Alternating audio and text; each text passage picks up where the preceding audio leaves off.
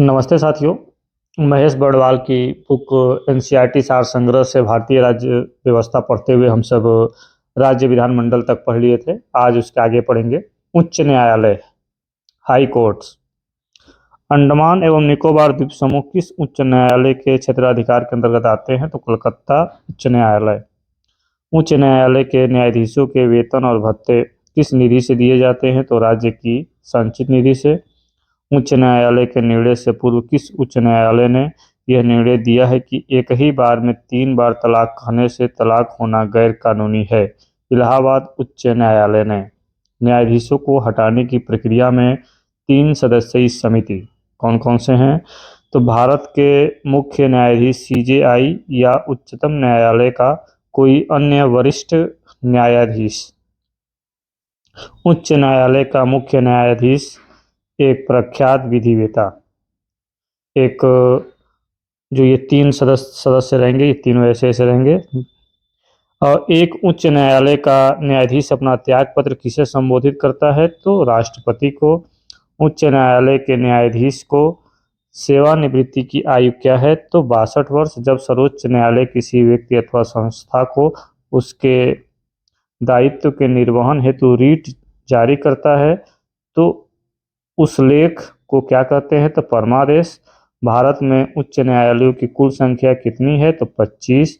संपत्ति का अधिकार वर्तमान में वैधानिक अधिकार है जिसकी रक्षा के लिए उच्च न्यायालय रीट जारी कर सकता है। राज्य के उच्च न्यायालय का मुख्य क्षेत्राधिकार के अंतर्गत कौन सा अधिकार आता है? तो परामर्श संबंधी क्षेत्राधिकार। अधीनस्थ न्यायालयों की कार्यपद्धति का परीक्षण कौन सी याचिका करती है? तो उत्प्रेषण। मूल अधिकारों का संरक्षण उच्च न्यायालय और उच्चतम न्यायालय दोनों की अधिकारिता में आता है।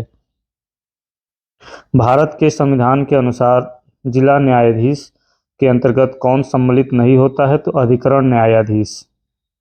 निवारक निरोध के अंतर्गत एक व्यक्ति को बिना मुकदमा चलाए कितने समय तक बंदी बनाकर रखा जा सकता है? तो 3 माह तक। उच्च न्यायालय से संबंधित अनुच्छेद कौन कौन से हैं? तो उन्हें देख लेते हैं। अनुच्छेद 214 राज्यों के लिए उच्च न्यायालय की व्यवस्था। 215 उच्च न्यायालय अभिलेख के न्यायालय के रूप में। 216 उच्च न्यायालय का गठन। 217 उच्च न्यायालय के न्यायाधीश पद के लिए नियुक्ति तथा अर्हताएं। 218 उच्च न्यायालय में उच्चतम न्यायालय से संबंधित कुछ प्रावधानों का लागू होना। 219 उच्च न्यायालय के न्यायाधीशों की शपथ ग्रहण। 220 स्थायी न्यायाधीश बहाल होने के बाद प्रैक्टिस पर प्रतिबंध।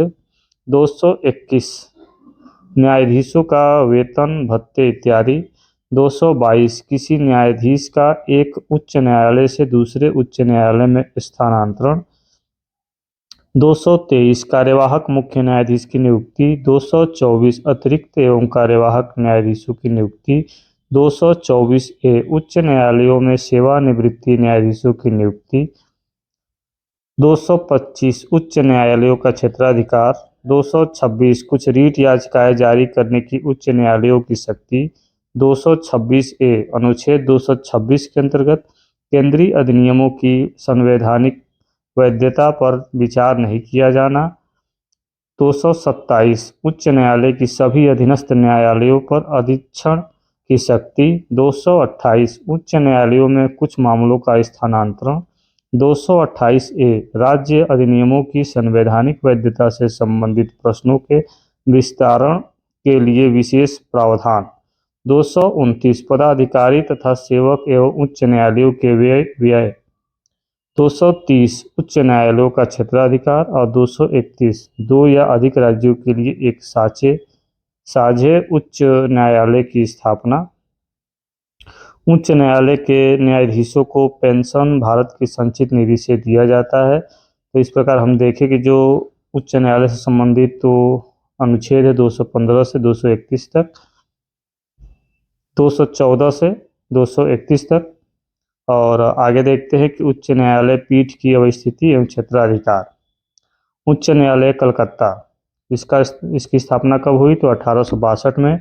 और राज्य क्षेत्रीय क्षेत्राधिकार इसके कहाँ कहाँ हैं? तो पश्चिम बंगाल, अंडमान निकोबार द्वीप समूह और मुख्य पीठ इसका कहाँ है? कलकत्ता। और इसका खंडपीठ कहाँ है? पोर्ट ब्लेयर में खंडपीठ है इसका।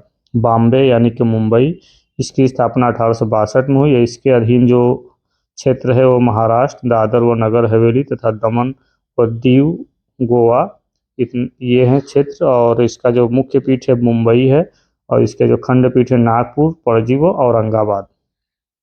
मद्रास, इसकी स्थापना 1862 में हुई। और इसके क्षेत्र के अंतर्गत क्या कौन कौन से राज्य आते हैं? तो तमिलनाडु व पुदुचेरी। मुख्य पीठ इसका कहाँ है? तो मद्रास। कर्नाटक, इस कर्नाटक में उच्च न्यायालय की स्थापना कब हुई? तो 1884 में। और इसके अंतर्गत जो क्षेत्र आता है कर्नाटक, और इसका मुख्य पीठ है बेंगलुरु। इलाहाबाद 1866 में, इसके अंतर्गत उत्तर प्रदेश आता है, और इसका जो मुख्य पीठ है प्रयागराज, और खंडपीठ जो है कहाँ है? लखनऊ में। पटना 1916, इसके अंतर्गत बिहार आता है, और इसका जो मुख्य पीठ है कितना है? कहाँ है? तो पटना है। जम्मू कश्मीर एवं लद्दाख 1928 में, इसके अंतर्गत आता है जम्मू कश्मीर एवं लद्दाख, और इसका जो मुख्य पीठ है वो कहाँ है? श्रीनगर व जम्मू। मध्य प्रदेश 1956 में, इसके अंतर्गत मध्य प्रदेश आता है, और इसका मुख्य पीठ जबलपुर में है। इंदौर व ग्वालियर में खंडपीठ है। पंजाब व हरियाणा 1966 में, इसके अंतर्गत पंजाब, हरियाणा और चंडीगढ़ आता है, और इसका मुख्य पीठ जो है चंडीगढ़ है। गुवाहाटी 1948 में, इसके अंतर्गत असम, नागालैंड, मिजोरम तथा अरुणाचल प्रदेश आता है, और इसका जो मुख्य पीठ है गुवाहाटी है, और इसके जो खंडपीठ है कोहिमा, इम्फाल, अगरतला है। उड़ीसा, उड़ीसा 1948 में, इसके अंतर्गत उड़ीसा आता है, और इसका जो मुख्य पीठ है कहाँ है? कटक। राजस्थान 1949, इसके अंतर्गत राजस्थान आता है, मुख्य पीठ जोधपुर और खंडपीठ जयपुर। केरल 1956, इसके अंतर्गत केरल व लक्षद्वीप, और इसका जो मुख्य पीठ है एर्नाकुलम। गुजरात 1960 में, इसके अंतर्गत गुजरात आता है, और इसका मुख्य पीठ है अहमदाबाद। दिल्ली 1966 में, इसके अंतर्गत दिल्ली आता है, और इसका मुख्य पीठ दिल्ली है। हिमाचल प्रदेश 1967 में, इसके अंतर्गत हिमाचल प्रदेश, और इसका मुख्य पीठ शिमला में है। सिक्किम 1975 में, और इसके अंतर्गत सिक्किम आता है, और इसका मुख्य पीठ गंगटोक है। छत्तीसगढ़ 2000 में, इसके अंतर्गत छत्तीसगढ़ आता है, और इसका जो मुख्य पीठ है कहाँ है? तो बिलासपुर में। उत्तराखंड 2000 में, इसके अंतर्गत उत्तराखंड आता है, और इसका मुख्य पीठ नैनीताल है। झारखंड 2000 में, झारखंड इसके अंतर्गत आता है, और इसका जो मुख्य पीठ है कहाँ है? रांची। तो इस प्रकार 3 जो राज्यों में जो उच्च न्यायालय स्थापित हुए 2000 में। और मेघालय 2013 में, इसके अंतर्गत मेघालय आता है, और इसका मुख्य पीठ शिलांग है। मणिपुर भी 2013 में, मणिपुर इसके अंतर्गत आता है, और इसका मुख्य पीठ इम्फाल है। त्रिपुरा भी 2013 में, और इसके अंतर्गत त्रिपुरा आता है, और इसका जो मुख्य पीठ है अगरतला है। और तेलंगाना 2019 में, इसके अंतर्गत तेलंगाना आता है, और इसका मुख्य पीठ हैदराबाद है। आंध्र प्रदेश 2019 में, इसके अंतर्गत आंध्र प्रदेश आता है, और इसका मुख्य पीठ कहाँ है? अमरावती। विशेष में देख लेते हैं तो क्या है कि 7 केंद्र शासित प्रदेश विभिन्न राज्यों के उच्च न्यायालयों के अंतर्गत आते हैं। और यहाँ जो विशेष दिया है उसे देख लेते हैं। 6 उच्च न्यायालयों इलाहाबाद, बॉम्बे, गुवाहाटी, मध्य प्रदेश, मद्रास व राजस्थान की स्थायी खंडपीठ हैं। केवल कर्नाटक उच्च न्यायालय मुख्य पीठ बेंगलुरु की 2 सर्किल खंडपीठ है, धारवाड़ और गुलबर्गा। इलाहाबाद उच्च न्यायालय गठन कब हुआ था? तो ऊपर हम लोग देखे थे 1866 में। न्यायालय में कार्यवाही लंबित होने की दशा में लागू की जाती है क्या? तो प्रतिषेध। उच्च न्यायालय की अधीक्षण शक्ति में सैन्य न्यायालय शामिल नहीं है। नागरिकों के मूल अधिकारों से जुड़े मामले उच्च न्यायालय की किस अधिकारिता के अंतर्गत आते हैं? तो मूल अधिकारिता के। उच्च न्यायालय की प्रथम महिला न्यायाधीश अन्ना चंडी थी तथा प्रथम महिला मुख्य न्यायाधीश लीला सेठ थी। केंद्र राज्य संबंध, सेंटर स्टेट रिलेशन क्या है? तो भारत की संघीय शासन प्रणाली किस देश के संविधान से प्रेरित है? तो कनाडा। किस सूची के विषयों पर केंद्र व राज्य सरकारें दोनों कानून बना सकती हैं? तो समवर्ती सूची में। केंद्र राज्य संबंध किस अनुसूची में है? तो 7वीं अनुसूची में। केंद्र राज्य संबंधों पर वर्ष 1971 में राज्य मन्नार समिति का गठन किस राज्य के द्वारा किया गया था? तो तमिलनाडु। क्षेत्रीय परिषदों रीजनल काउंसिल्स का सृजन किसके माध्यम से किया गया है? तो संसदीय कानून द्वारा। अंतर्राज्यीय परिषद इंटर स्टेट काउंसिल का उपबंध किस अनुच्छेद में किया गया है? तो अनुच्छेद 263 में। अंतर्राज्यीय परिषद का पदेन अध्यक्ष कौन होता है? तो प्रधानमंत्री। संघ द्वारा कौन सा कर लगाया वो वसूला जाता है तथा संघ तथा राज्यों में बांटा जाता है? तो कृषि आय की अतिरिक्त आय पर कर। सरकारिया आयोग का गठन कब किया गया था? तो मार्च 1983 में। संविधान के किस अनुच्छेद में प्रावधान किया गया है कि विधि के प्राधिकार अथॉरिटी ऑफ लॉ के बिना न तो कोई कर लगाया जा सकता है और न ही एकत्रित किया जा सकता है? तो अनुच्छेद क्या है? तो 265। संघ सूची में किए गए संशोधन कौन कौन से हुए हैं? तो उन्हें देख लेते हैं। छठे संविधान संशोधन 1956 द्वारा प्रविष्टि संख्या 92 क जोड़ी गई। इसका विषय है समाचार पत्रों से भिन्न वस्तुओं के अंतर्राज्यीय क्रय या विक्रय पर कर। सातवें संविधान संशोधन 1956 द्वारा प्रविष्टि संख्या 33 का लोप किया गया। इसका विषय है केंद्र के उद्देश्यों के लिए संपत्ति का अधिग्रहण। इसे संघ सूची से हटाकर समवर्ती सूची में शामिल किया गया। 42वें संविधान संशोधन 1976 द्वारा प्रविष्टि 2 क जोड़ी गई। इसका संबंध किसी राज्य में केंद्र के सशस्त्र बलों की नियुक्ति से है। 46वें संविधान संशोधन 1982 द्वारा प्रविष्टि संख्या 92 ख जोड़ी गई। इसका संबंध अंतर्राज्यीय व्यापार या वाणिज्य के दौरान होने वाले माल के पारेषण पर कर से है। 88वें संविधान संशोधन 2003 द्वारा प्रविष्टि संख्या 92 ग जोड़ी गई। इसका संबंध सेवा कर से था। रेडियो एवं दूरदर्शन के विज्ञापनों पर कर कौन लगाता है? तो राज्य सरकार। भारतीय संविधान का अनुच्छेद 249 राज्य सूची के विषयों के संबंध में संसद की विधायी शक्तियों से संबंधित है। केंद्र एवं राज्यों के मध्य शक्तियों का विभाजन किस अनुच्छेद के अंतर्गत किया गया है? तो अनुच्छेद 245 तथा 246। संघीय कर संघ सूची प्रविष्टि 82 से 92A। आयकर कृषि आय को छोड़कर सीमा शुल्क, निर्यात शुल्क सहित तंबाकू और अन्य वस्तुओं पर उत्पाद शुल्क, एल्कोहलिक पेय पदार्थों, अफीम, गांजा, मादक औषधि तथा मादक पदार्थों को छोड़कर निगम कर, कॉरपोरेशन टैक्स, व्यक्तियों तथा कंपनियों की संपत्तियों के पूंजी पर कर, कृषि भूमि को छोड़कर, संपदा शुल्क, कृषि भूमि से भिन्न संपत्ति पर, संपत्ति के उत्तराधिकार पर शुल्क, कृषि भूमि को छोड़कर, रेल, समुद्र या वायु मार्ग द्वारा जाए जाने वाले वस्तुओं और यात्रियों पर सीमा कर तथा रेल भाड़ों और माल भाड़ों पर कर, स्टॉक एक्सचेंज तथा वायदा बाजार के संव्यवहारों पर स्टाम्प शुल्क से भिन्न कर, स्टाम्प शुल्क, स्टाम्प ड्यूटी, समाचार पत्रों के क्रय विक्रय तथा उसमें प्रकाशित विज्ञापनों पर कर, समाचार पत्रों से भिन्न वस्तुओं के क्रय विक्रय पर कर, अंतर्राज्यीय व्यापार के दौरान माल के पारेषण पर कर, अंतर्राज्यीय व्यापार के दौरान सेवाओं पर कर निश्चित। केंद्र सरकार जल विवादों के समाधान के लिए न्यायाधिकरण की स्थापना भी कर सकती है। राज्य कर राज्य सूची प्रविष्टि 45 से 63। भू राजस्व या लगान, कृषि आय पर कर, कृषि भूमि के उत्तराधिकार पर कर, कृषि भूमि पर संपदा शुल्क, भूमि और भवनों पर कर, खनिज अधिकारों पर कर, शराब, अफीम, गांजा तथा अन्य मादक पदार्थों और औषधियों पर उत्पाद कर, स्थानीय उपयोग तथा विक्रय के लिए वस्तुओं के प्रवेश पर कर, विद्युत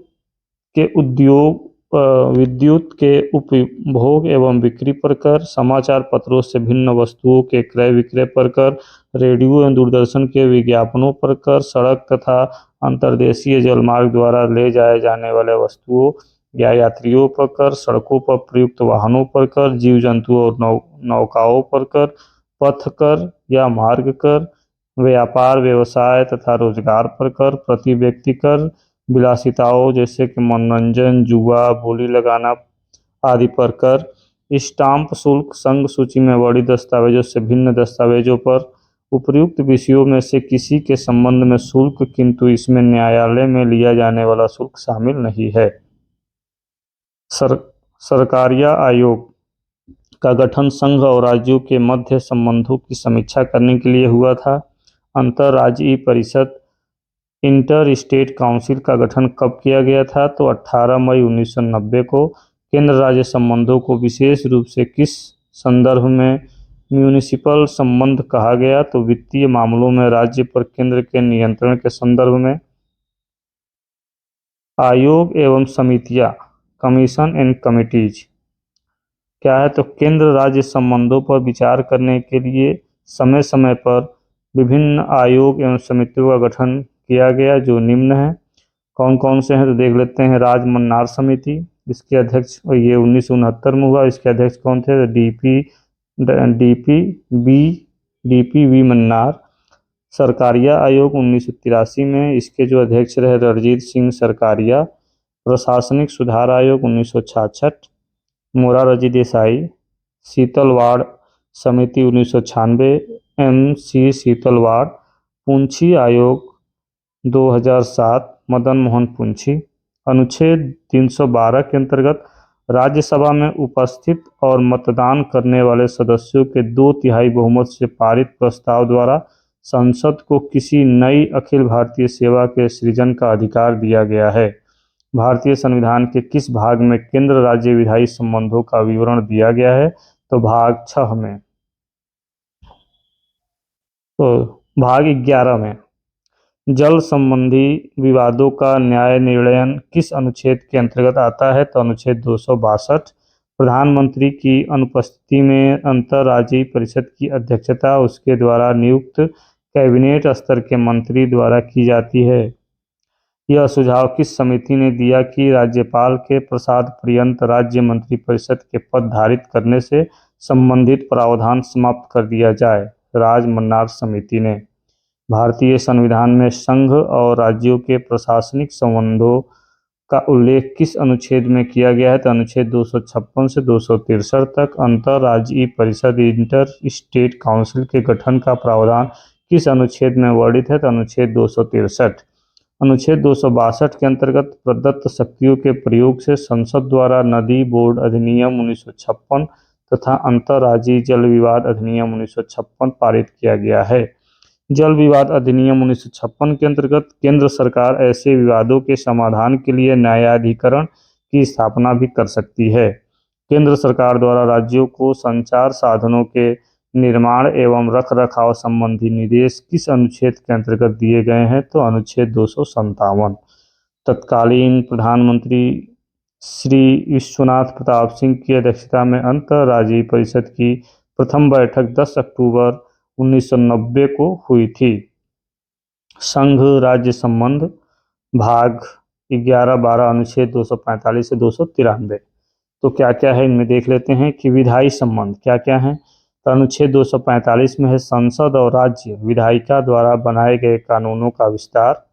अनुच्छेद 246 में है संसद एवं राज्य विधायिका द्वारा बनाए गए विशेष मामलों के कानून। अनुच्छेद 247 है कुछ निश्चित अतिरिक्त न्यायालयों के गठन हेतु संसद की शक्तियां। अनुच्छेद 249 है संसद द्वारा राष्ट्रहित में राज्य सूची के किसी विषय व विधान के निर्माण हेतु राज्यसभा द्वारा पहल। अनुच्छेद 250 में है आपातकाल के दौरान राज्य सूची के किसी विषय पर विधि निर्माण की संसद की शक्ति। अनुच्छेद 251 में है अनुच्छेद 249 और अनुच्छेद 250 के अधीन संसद द्वारा निर्मित विधि के असंगत होने की स्थिति में राज्य विधि पर वरीयता। अनुच्छेद 252 में है कि 2 या 2 से अधिक राज्यों के लिए उनकी सहमति से विधि बनाने की संसद की शक्ति और उस विधि को किसी अन्य राज्य द्वारा अंगीकार किया जाना।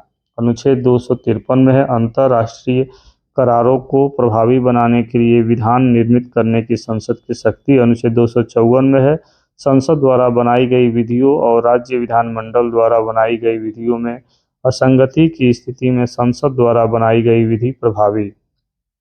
अनुच्छेद 255 में सिफारिशों और पूर्व मंजूरी के बारे में अपेक्षाओं को केवल प्रक्रिया का विषय मानना और इस आधार पर उसे खारिज न करना।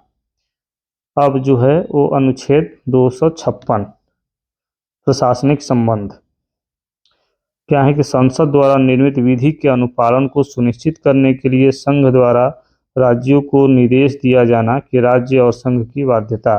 अनुच्छेद 257 में है कि संघ की कार्यपालिका शक्ति के प्रयोग के साथ साथ राष्ट्रीय सामरिक महत्व के संचार साधनों के निर्माण और संरक्षण के संदर्भ में संघ का राज्य पर नियंत्रण। अनुच्छेद 258 में है कुछ मामलों में संघ द्वारा राज्यों को शक्ति प्रदान करने का संघ का अधिकार।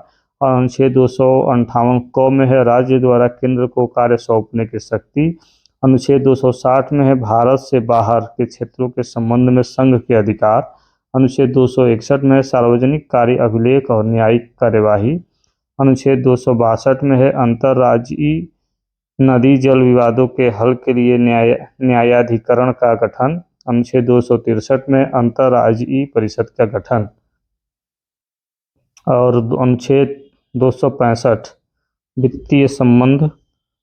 अनुच्छेद 265 विधि के प्राधिकार के बिना करों का आरोपण नहीं। अनुच्छेद 266 भारत और राज्यों के संचित निधियां और लोक लेखा। अनुच्छेद 267 में आकस्मिकता निधि। अनुच्छेद 268 में केंद्र द्वारा लगाए गए परंतु राज्यों द्वारा एकत्रित एवं विनियोजित कर। अनुच्छेद 270 संघ द्वारा लगाए गए और संग्रहित किंतु संघ राज्य के बीच वितरित किए जाने वाले कर। अनुच्छेद 271 कुछ निश्चित चुंगी व कर पर केंद्र द्वारा लगाया गया अतिरिक्त प्रभार। अनुच्छेद 274 राज्यों के हितों से संबंधित कराधान वाले विधेयकों के संदर्भ में राष्ट्रपति की पूर्वानुमति आवश्यक। अनुच्छेद 275 में कुछ राज्यों को संघ से अनुदान। अनुच्छेद 276 में है व्यवसाय व्यापार और रोजगार पर कर। अनुच्छेद 280 में राष्ट्रपति द्वारा प्रत्येक 5वें वर्ष की समाप्ति पर वित्त आयोग का गठन। अनुच्छेद 281 में वित्त आयोग की सिफारिशों को संसद के समक्ष रखा जाना। अनुच्छेद 283 में संचित निधि, आकस्मिकता निधि और लोक लेखा में जमा धनराशियों की अभिरक्षा। अनुच्छेद 285 में संघ की संपत्ति को राज्य के कराधान से छूट। अनुच्छेद 286 में वस्तुओं की बिक्री पर कर के अधिरोपण के विषय में निर्बंधन। अनुच्छेद 287 में है विद्युत पर करों में छूट। अनुच्छेद 288 में पानी और बिजली के संबंध में राज्यों द्वारा कराधान से कुछ दशाओं में छूट। अनुच्छेद 289 में है राज्यों की संपत्ति और आय को संघ के कराधान से छूट। केंद्र राज्य संबंधों में सुधार हेतु प्रशासनिक सुधार आयोग 1966, राजमन्नार समिति 1969, आनंदपुर शाही प्रस्ताव 1973, सरकारिया आयोग 1983 और पुंछी आयोग 2007 का गठन किया गया था। अब पढ़ेंगे आपात उपबंध, इमरजेंसी प्रोविजन। आपातकाल में किसी राज्य विधानसभा की अवधि बढ़ाई जा सकती है संसद के द्वारा। किसने कहा था कि राष्ट्रपति का आपातकालीन अधिकार संविधान के साथ धोखा है? तो हृदयनाथ कुंजरू। राज्य में राष्ट्रपति शासन किसकी सलाह पर लागू किया जाता है? राज्यपाल की।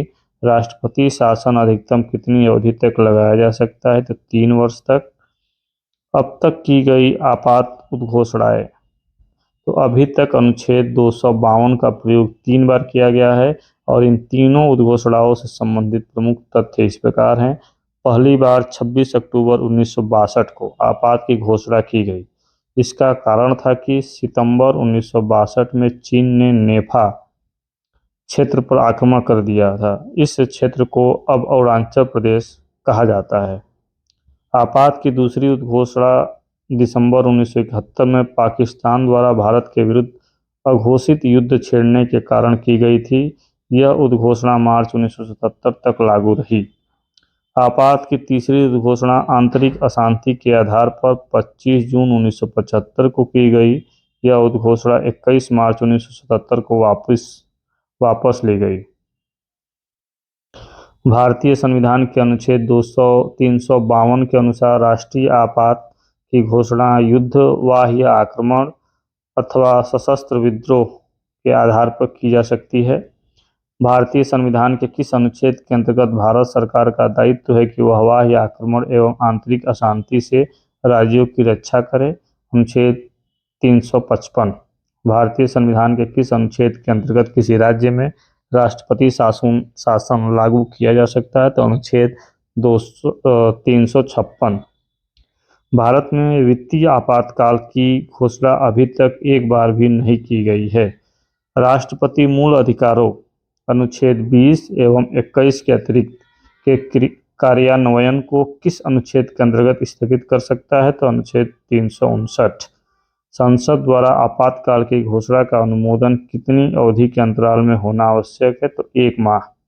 भारतीय संविधान के अनुच्छेद 356 के अंतर्गत राष्ट्रपति शासन सर्वप्रथम किस राज्य में लागू किया गया था? तो पंजाब में। राष्ट्रीय आपातकाल में लोकसभा की अवधि आपातकाल की समाप्ति तक बढ़ाई जा सकती है, लेकिन एक बार में केवल 1 वर्ष के लिए ही बढ़ाई जा सकती है। अब आपातकाल के प्रकार एवं प्रभाव देख लेते हैं। अनुच्छेद 352 राष्ट्रीय आपात। राष्ट्रीय आपातकाल के दौरान संघ और राज्यों के मध्य शक्ति का विभाजन समाप्त हो जाता है और संघ राज्य सूची के विषय पर भी विधि का निर्माण कर सकती है। भारत की संघात्मक प्रणाली एकात्मक रूप में कार्य करने लगती है। अब तक राष्ट्रीय आपात का प्रयोग 3 बार किया गया है। अनुच्छेद 356 राज्य आपात। राष्ट्रपति शासन में राज्य विधानसभाएं भंग कर दी जाती हैं और शक्तियों का विभाजन भी समाप्त हो जाता है। भारत की शासन प्रणाली एकात्मक स्वरूप ग्रहण कर लेती है। अब तक राष्ट्रपति शासन का प्रयोग 120 से अधिक बार किया जा चुका है। अनुच्छेद 360 वित्तीय आपात। वित्तीय आपातकाल में संघ और राज्यों के मध्य करों का विभाजन स्थगित कर दिया जाता है। संघ एवं राज्य के अधीन कार्यरत सभी व्यक्तियों के वेतन एवं भत्तों में कटौती की जा सकती है। इसके अंतर्गत उच्चतम एवं उच्च न्यायालय के न्यायाधीश भी शामिल हैं। वित्तीय आपात का प्रयोग अब तक एक बार भी नहीं किया गया है। मूल संविधान में आपात की घोषणा में सशस्त्र विद्रोह के स्थान पर आंतरिक अशांति का उल्लेख था। वित्त आयोग फाइनेंस कमीशन। वित्त आयोग की संरचना। अध्यक्ष सार्वजनिक कार्यों का अनुभव रखने वाला व्यक्ति। सदस्य उच्च न्यायालय के न्यायाधीश की योग्यता रखने वाला व्यक्ति। सदस्य सरकार के वित्त एवं लेखाओं का ज्ञान रखने वाला व्यक्ति। सदस्य वित्तीय एवं प्रशासनिक मामलों का अनुभव रखने वाला व्यक्ति। सदस्य आर्थिक मामलों का विशेषज्ञ व्यक्ति। तो ऐसे लोग ही सदस्य इसके हो सकते हैं। वित्त आयोग द्वारा की गई सिफारिशों को संसद सदन के समक्ष कौन रखवाता है? तो भारत का राष्ट्रपति। भारत में वित्त आयोग का गठन किस अनुच्छेद के अंतर्गत किया गया है? तो अनुच्छेद 280। वित्त आयोग का कार्यकाल कितना होता है? 5 वर्ष। वित्त आयोग के अध्यक्ष के अतिरिक्त कुल कितने सदस्य होते हैं? तो 4 अन्य सदस्य होते हैं। भारत के वित्त आयोग पहला 1951। इसके अध्यक्ष कौन थे? केसी नियोगी। इनका जो वर्ष रहा कार्यकाल का 1952 से 1957। दूसरा 1956 और इसके अध्यक्ष रहे के संथानम। इनका कार्यकाल रहा 57 से 62। तीसरा 1960 ए के चंद्रा 1962 से 1966। चौथा 1964 डॉक्टर पीवी राजा मन्नार 1966 से 1969। पांचवा 1968 में महावीर त्यागी 1969 से 1974 तक। छठा 1972 ब्रह्मानंद रेड्डी 1974 से 1979 तक। सातवां 1977 में जे.एम. सेलेट 1979 से 1984 तक। आठवां 1982 में वाई.वी. चौहान 1984 से 1989 तक। नौवां 1987 में एन.के.पी. साल्वे 1989 से 95 तक। 10वां 1992 में के.सी. पंत 1995 से 2000 तक। 11वां 1998 में प्रोफेसर ए.एम. खुसरो 2000 से 2005 तक। 12वां 2002 में डॉक्टर सी रंगराजन 2005 से 2010 तक।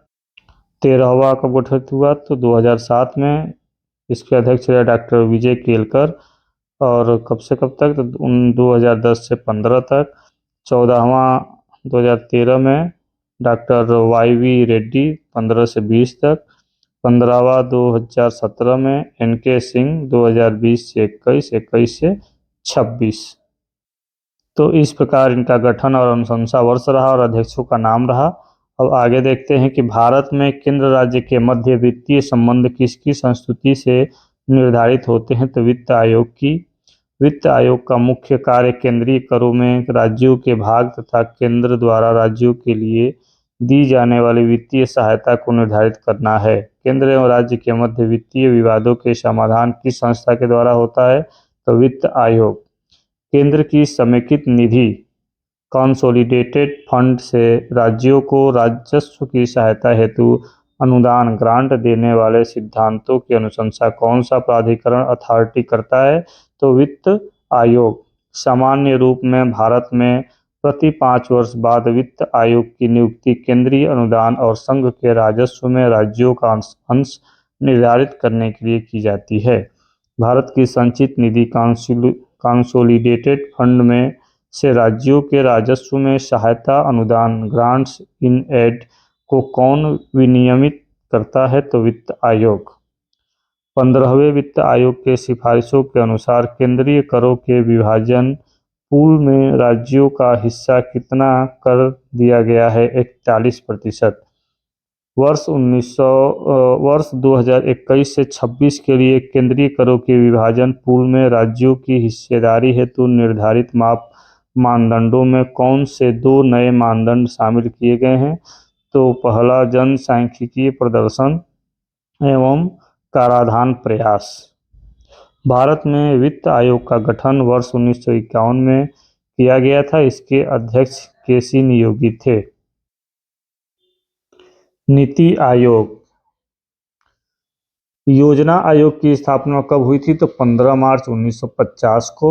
योजना आयोग के प्रथम अध्यक्ष कौन थे? तो पंडित जवाहरलाल नेहरू। योजना आयोग की स्थापना संघीय मंत्रिपरिषद द्वारा एक विशेष प्रस्ताव पारित करके की गई थी। नीति आयोग कौन सा निकाय है? तो ये गैर संवैधानिक निकाय है। योजना आयोग के स्थान पर नीति आयोग का गठन कब किया गया? तो 1 जनवरी 2015 को। नीति आयोग का अध्यक्ष कौन होता है? तो प्रधानमंत्री। राष्ट्रीय विकास परिषद नेशनल डेवलपमेंट काउंसिल की स्थापना कब हुई थी? तो 6 अगस्त 1952 को। नीति आयोग की संरचना स्ट्रक्चर ऑफ नीति आयोग। अध्यक्ष कौन होता है? तो भारत का प्रधानमंत्री।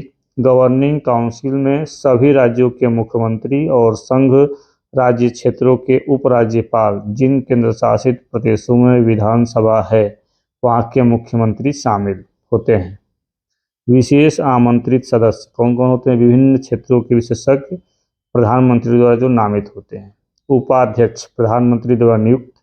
सदस्य पूर्णकालिक होता है और अंशकालिक सदस्य अग्रणी विश्वविद्यालय, शोध संस्थानों और अन्य सुसंगत संस्थाओं से अधिकतम 2 पदेन सदस्य अंशकालिक सदस्य श्रेणी के आधार पर होंगे। पदेन सदस्य केंद्रीय मंत्रिपरिषद से अधिकतम 4 सदस्य प्रधानमंत्री द्वारा नामित होंगे। और मुख्य कार्यकारी अधिकारी भारत सरकार के सचिव स्तर का अधिकारी निश्चित कार्यकाल हेतु प्रधानमंत्री द्वारा नियुक्त होगा। सचिवालय आवश्यकता के अनुसार स्थापना होगी। विशिष्ट मुद्दों और ऐसे आकस्मिक मामले जिनका संबंध एक से अधिक राज्य या क्षेत्र से हो को देखने के लिए क्षेत्रीय परिषदें, ये परिषदें विशिष्ट कार्यकाल के लिए बनाई जाएंगी। राष्ट्रीय विकास परिषद की अध्यक्षता कौन करता है? तो भारत का प्रधानमंत्री। नीति आयोग के उपाध्यक्ष को भारत सरकार के वरीयता क्रम में कौन सा दर्जा दिया गया है? तो भारत सरकार के कैबिनेट मंत्री के समान। नीति आयोग तथा राज्य सरकारों के मध्य समन्वयकर्ता का कार्य कौन करता है? तो राष्ट्रीय विकास परिषद। राष्ट्रीय भारत परिवर्तन संस्था निर्माण 1 जनवरी 2015। पूर्ववर्ती इसका जो नाम रहा क्या? योजना आयोग। अधिकार क्षेत्र किसके अंतर्गत? तो भारत सरकार। मुख्यालय नई दिल्ली। अध्यक्ष प्रधानमंत्री। उपाध्यक्ष डॉक्टर सुमन के बेरी। मुख्य कार्यकारी अधिकारी VVR सुब्रमण्यम। वेबसाइट इसका नीति.gov.in। योजना आयोग ने संघ का स्थान ले लिया है और हमारा देश अनेक अर्थों में एकल प्रणाली की तरह कार्य कर रहा है। यह कथन किसका है? तो के संथानम का। वरीयता अनुक्रम। राष्ट्रपति, उपराष्ट्रपति, सबसे बड़ा कौन है? राष्ट्रपति, फिर उसके बाद उपराष्ट्रपति, फिर प्रधानमंत्री, अपने अपने राज्यों में राज्यपाल, पूर्व राष्ट्रपति, फिर उप प्रधानमंत्री, भारत के मुख्य न्यायाधीश एवं लोकसभा अध्यक्ष, संघ के कैबिनेट मंत्री एवं अपने अपने राज्यों में राज्यों के मुख्यमंत्री, उपाध्यक्ष नीति आयोग, पूर्व प्रधानमंत्री, राज्यसभा एवं लोकसभा में विपक्ष के नेता, भारत रत्न से सम्मानित व्यक्ति, अपने अपने राज्यों के बाहर राज्यों के राज्यपाल, उच्चतम न्यायालय के न्यायाधीश, अध्यक्ष संघ लोक सेवा आयोग, मुख्य चुनाव आयुक्त, भारत के नियंत्रक एवं महालेखा परीक्षक और राज्यसभा के उपसभापति। नया भारत @ 75 के लिए कार्यनीति किसके द्वारा जारी की गई है? तो नीति आयोग। नीति आयोग का उद्देश्य आर्थिक नियोजन और नीति निर्माण से राष्ट्रीय सुरक्षा को सुनिश्चित बनाना है। निर्वाचन आयोग, इलेक्शन कमीशन, राजनीतिक दल को राष्ट्रीय या क्षेत्रीय दल की मान्यता देने का अधिकार किसे प्राप्त है? तो चुनाव आयोग को। भारत के मुख्य निर्वाचन आयुक्त की पदावधि क्या है? तो 6 वर्ष या 65 वर्ष की आयु, जो भी पहले हो। भारत के मुख्य चुनाव आयुक्त को किसके द्वारा नियुक्त किया जाता है? तो राष्ट्रपति के द्वारा। मार्च 2023 में सर्वोच्च न्यायालय के फैसले के अनुसार अब मुख्य चुनाव आयुक्त एवं चुनाव आयुक्तों की नियुक्ति प्रधानमंत्री, लोकसभा में विपक्ष के नेता और भारत के मुख्य न्यायाधीश की एक समिति की सलाह पर राष्ट्रपति द्वारा की जाएगी। यदि विपक्ष का नेता उपलब्ध न हो तो लोकसभा में सबसे बड़े विपक्षी दल का प्रमुख इस समिति का सदस्य होगा। जब तक संसद इस विषय पर कानून नहीं बनाती तब तक यही व्यवस्था लागू रहेगी। संविधान के किस अनुच्छेद के अंतर्गत भारत के निर्वाचन आयोग का प्रावधान किया गया है? तो अनुच्छेद 324 के अंतर्गत। निर्वाचन से संबंधित अनुच्छेद 324 में चुनाव कार्य के अधीक्षण, निर्देशन तथा नियंत्रण की शक्ति चुनाव आयोग में निहित है। 325 में चुनाव प्रक्रिया में शामिल होने के लिए कोई व्यक्ति धर्म, नस्ल, जाति अथवा लिंग के आधार पर अयोग्य नहीं होगा अथवा इन्हीं आधारों पर शामिल होने का दावा नहीं कर सकता। 326 लोकसभा अथवा विधानसभाओं के चुनाव वयस्क मताधिकार के आधार पर संपन्न होंगे। 327 में विधानमंडलों के चुनाव के संबंध में उपबंध करने की संसद की शक्ति है। 328 में राज्य विधायिका का संबंधित राज्य के अंदर चुनाव के संबंध में प्रावधान बनाने की शक्ति है। 329 में चुनाव संबंधी विषयों में न्यायालयों के हस्तक्षेप पर रोक है।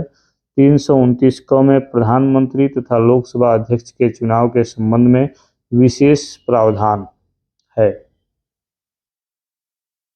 आंतरिक दलीय लोकतंत्र का उपयोग कहाँ होता है? दल के आंतरिक चुनाव हेतु जो दल के पदाधिकारियों के चयन हेतु समय समय पर होता है। मुख्य चुनाव आयुक्त को किस प्रकार उसके पद से हटाया जा सकता है? तो संसद के दोनों सदनों के सदस्यों द्वारा 2/3 बहुमत से प्रमाणित कदाचार के आधार पर। राष्ट्रपति का चुनाव किसके द्वारा संचालित किया जाता है? तो भारत के निर्वाचन आयोग द्वारा। 61वें संविधान संशोधन 1989 के अंतर्गत मतदान की न्यूनतम आयु 21 वर्ष से घटाकर 18 वर्ष कर दी गई। सांसदों की अयोग्यता संबंधी विवाद पर कौन निर्णय देता है? तो निर्वाचन आयोग के परामर्श से राष्ट्रपति। संसद द्वारा किस व्यक्ति को चुनाव लड़ने के लिए अयोग्य करार दिया जाता है? तो न्यायालय द्वारा अपराधी घोषित किए गए व्यक्ति को। भारत में मताधिकार और निर्वाचित होने का अधिकार किस प्रकार का है? तो विधिक अधिकार है। राजनीतिक दलों को सर्वप्रथम संवैधानिक मान्यता किस वर्ष प्रदान की गई? तो वर्ष 1985 में। अनुपातिक प्रतिनिधित्व की आवश्यकता की किस देश में नहीं होती? जहां द्विदलीय प्रणाली प्रचलित हो।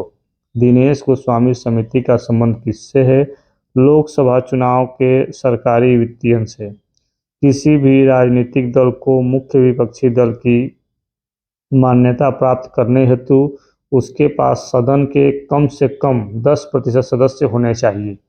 निर्वाचन आयोग को किस वर्ष 3 सदस्यीय आयोग बनाया गया? तो वर्ष 1989 एवं 1993 में।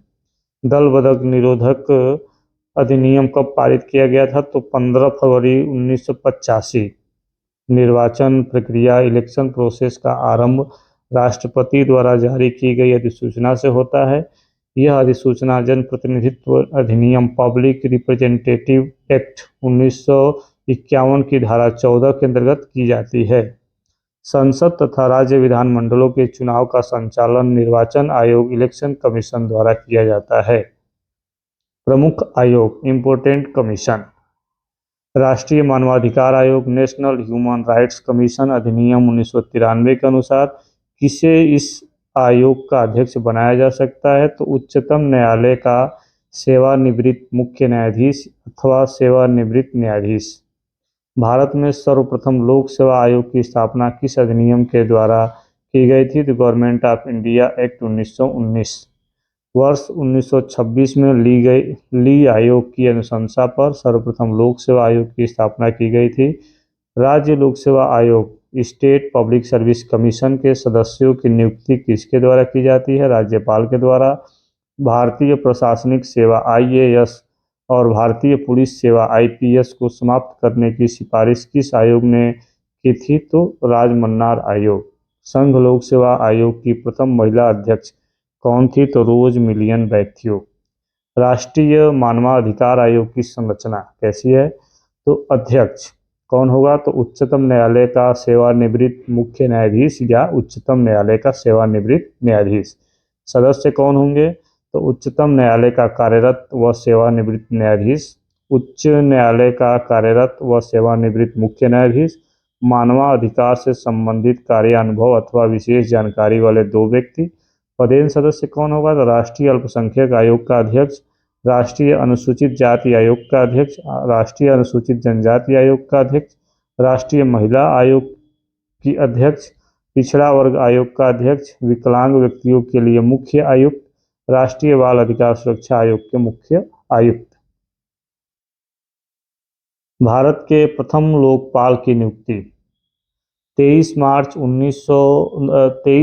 2019 को राष्ट्रपति द्वारा सर्वोच्च न्यायालय के सेवानिवृत्त न्यायाधीश पिनाकी चंद्र घोष को भारत का प्रथम लोकपाल नियुक्त किया गया। इनका चयन प्रधानमंत्री नरेंद्र मोदी की अध्यक्षता वाली एक चयन समिति द्वारा किया गया है, जिसमें सर्वोच्च न्यायालय के मुख्य न्यायाधीश रंजन गोगोई, लोकसभा अध्यक्ष सुमित्रा महाजन तथा एक प्रख्यात न्यायविद मुकुल रोहतगी सम्मिलित थे। अध्यक्ष पिनाकी चंद्र घोष।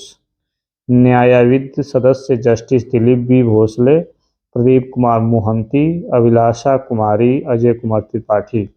गैर न्यायविद सदस्य कौन थे? तो अर्चना राम सुंदर, दिनेश कुमार जैन, महेंद्र सिंह, इंद्रजीत प्रसाद गौतम।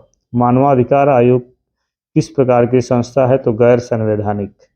राजनीतिज्ञों व अपराधियों के मेल जोल संबंधों की जांच करने वाली समिति कौन सी है? तो बोहरा समिति।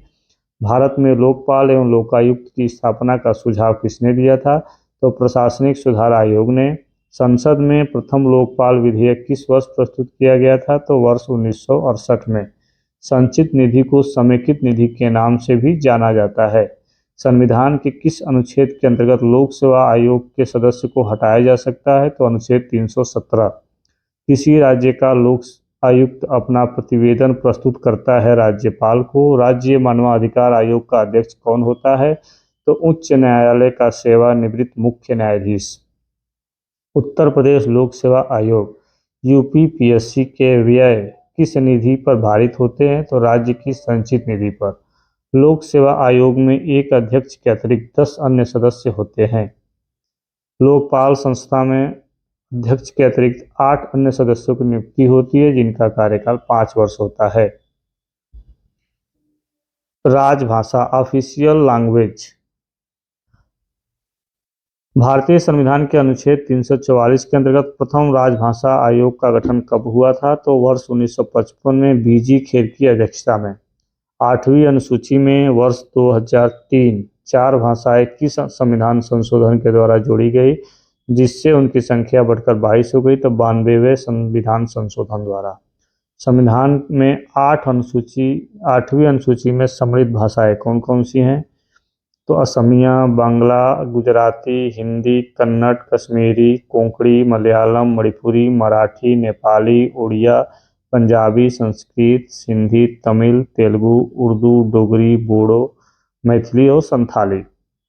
संविधान के किस अनुच्छेद में प्रत्येक राज्य में भाषाई अल्पसंख्यक वर्ग के बच्चों को उनकी मातृभाषा में प्राथमिक स्तर पर शिक्षा उपलब्ध कराने की व्यवस्था है? तो अनुच्छेद 350 क। मैथिली भाषा को 8वीं अनुसूची के अंतर्गत किस वर्ष शामिल किया गया? तो वर्ष 2003 में।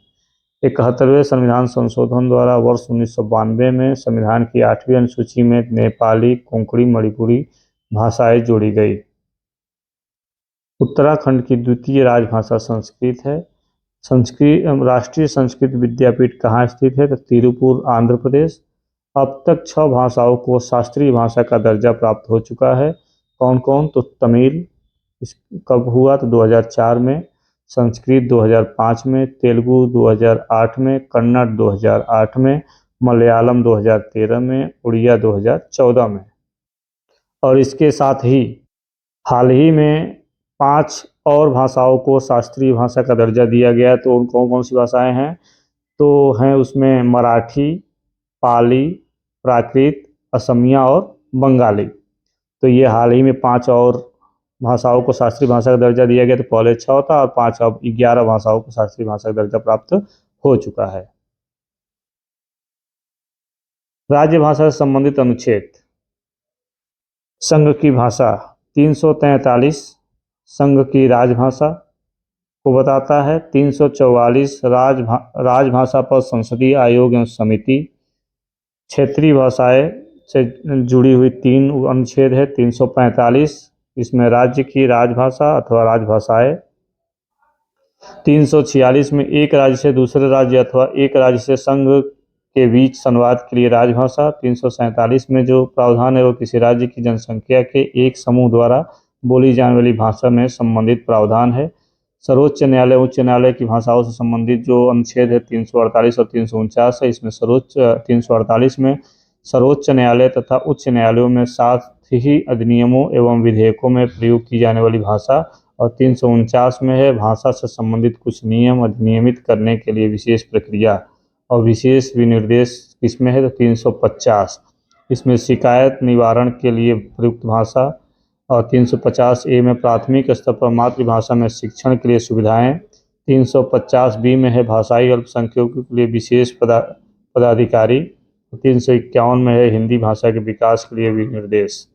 वर्ष 1957 में प्रथम राजभाषा संयुक्त समिति किसकी अध्यक्षता में गठित की गई थी? तो पंडित गोविंद बल्लभ पंत।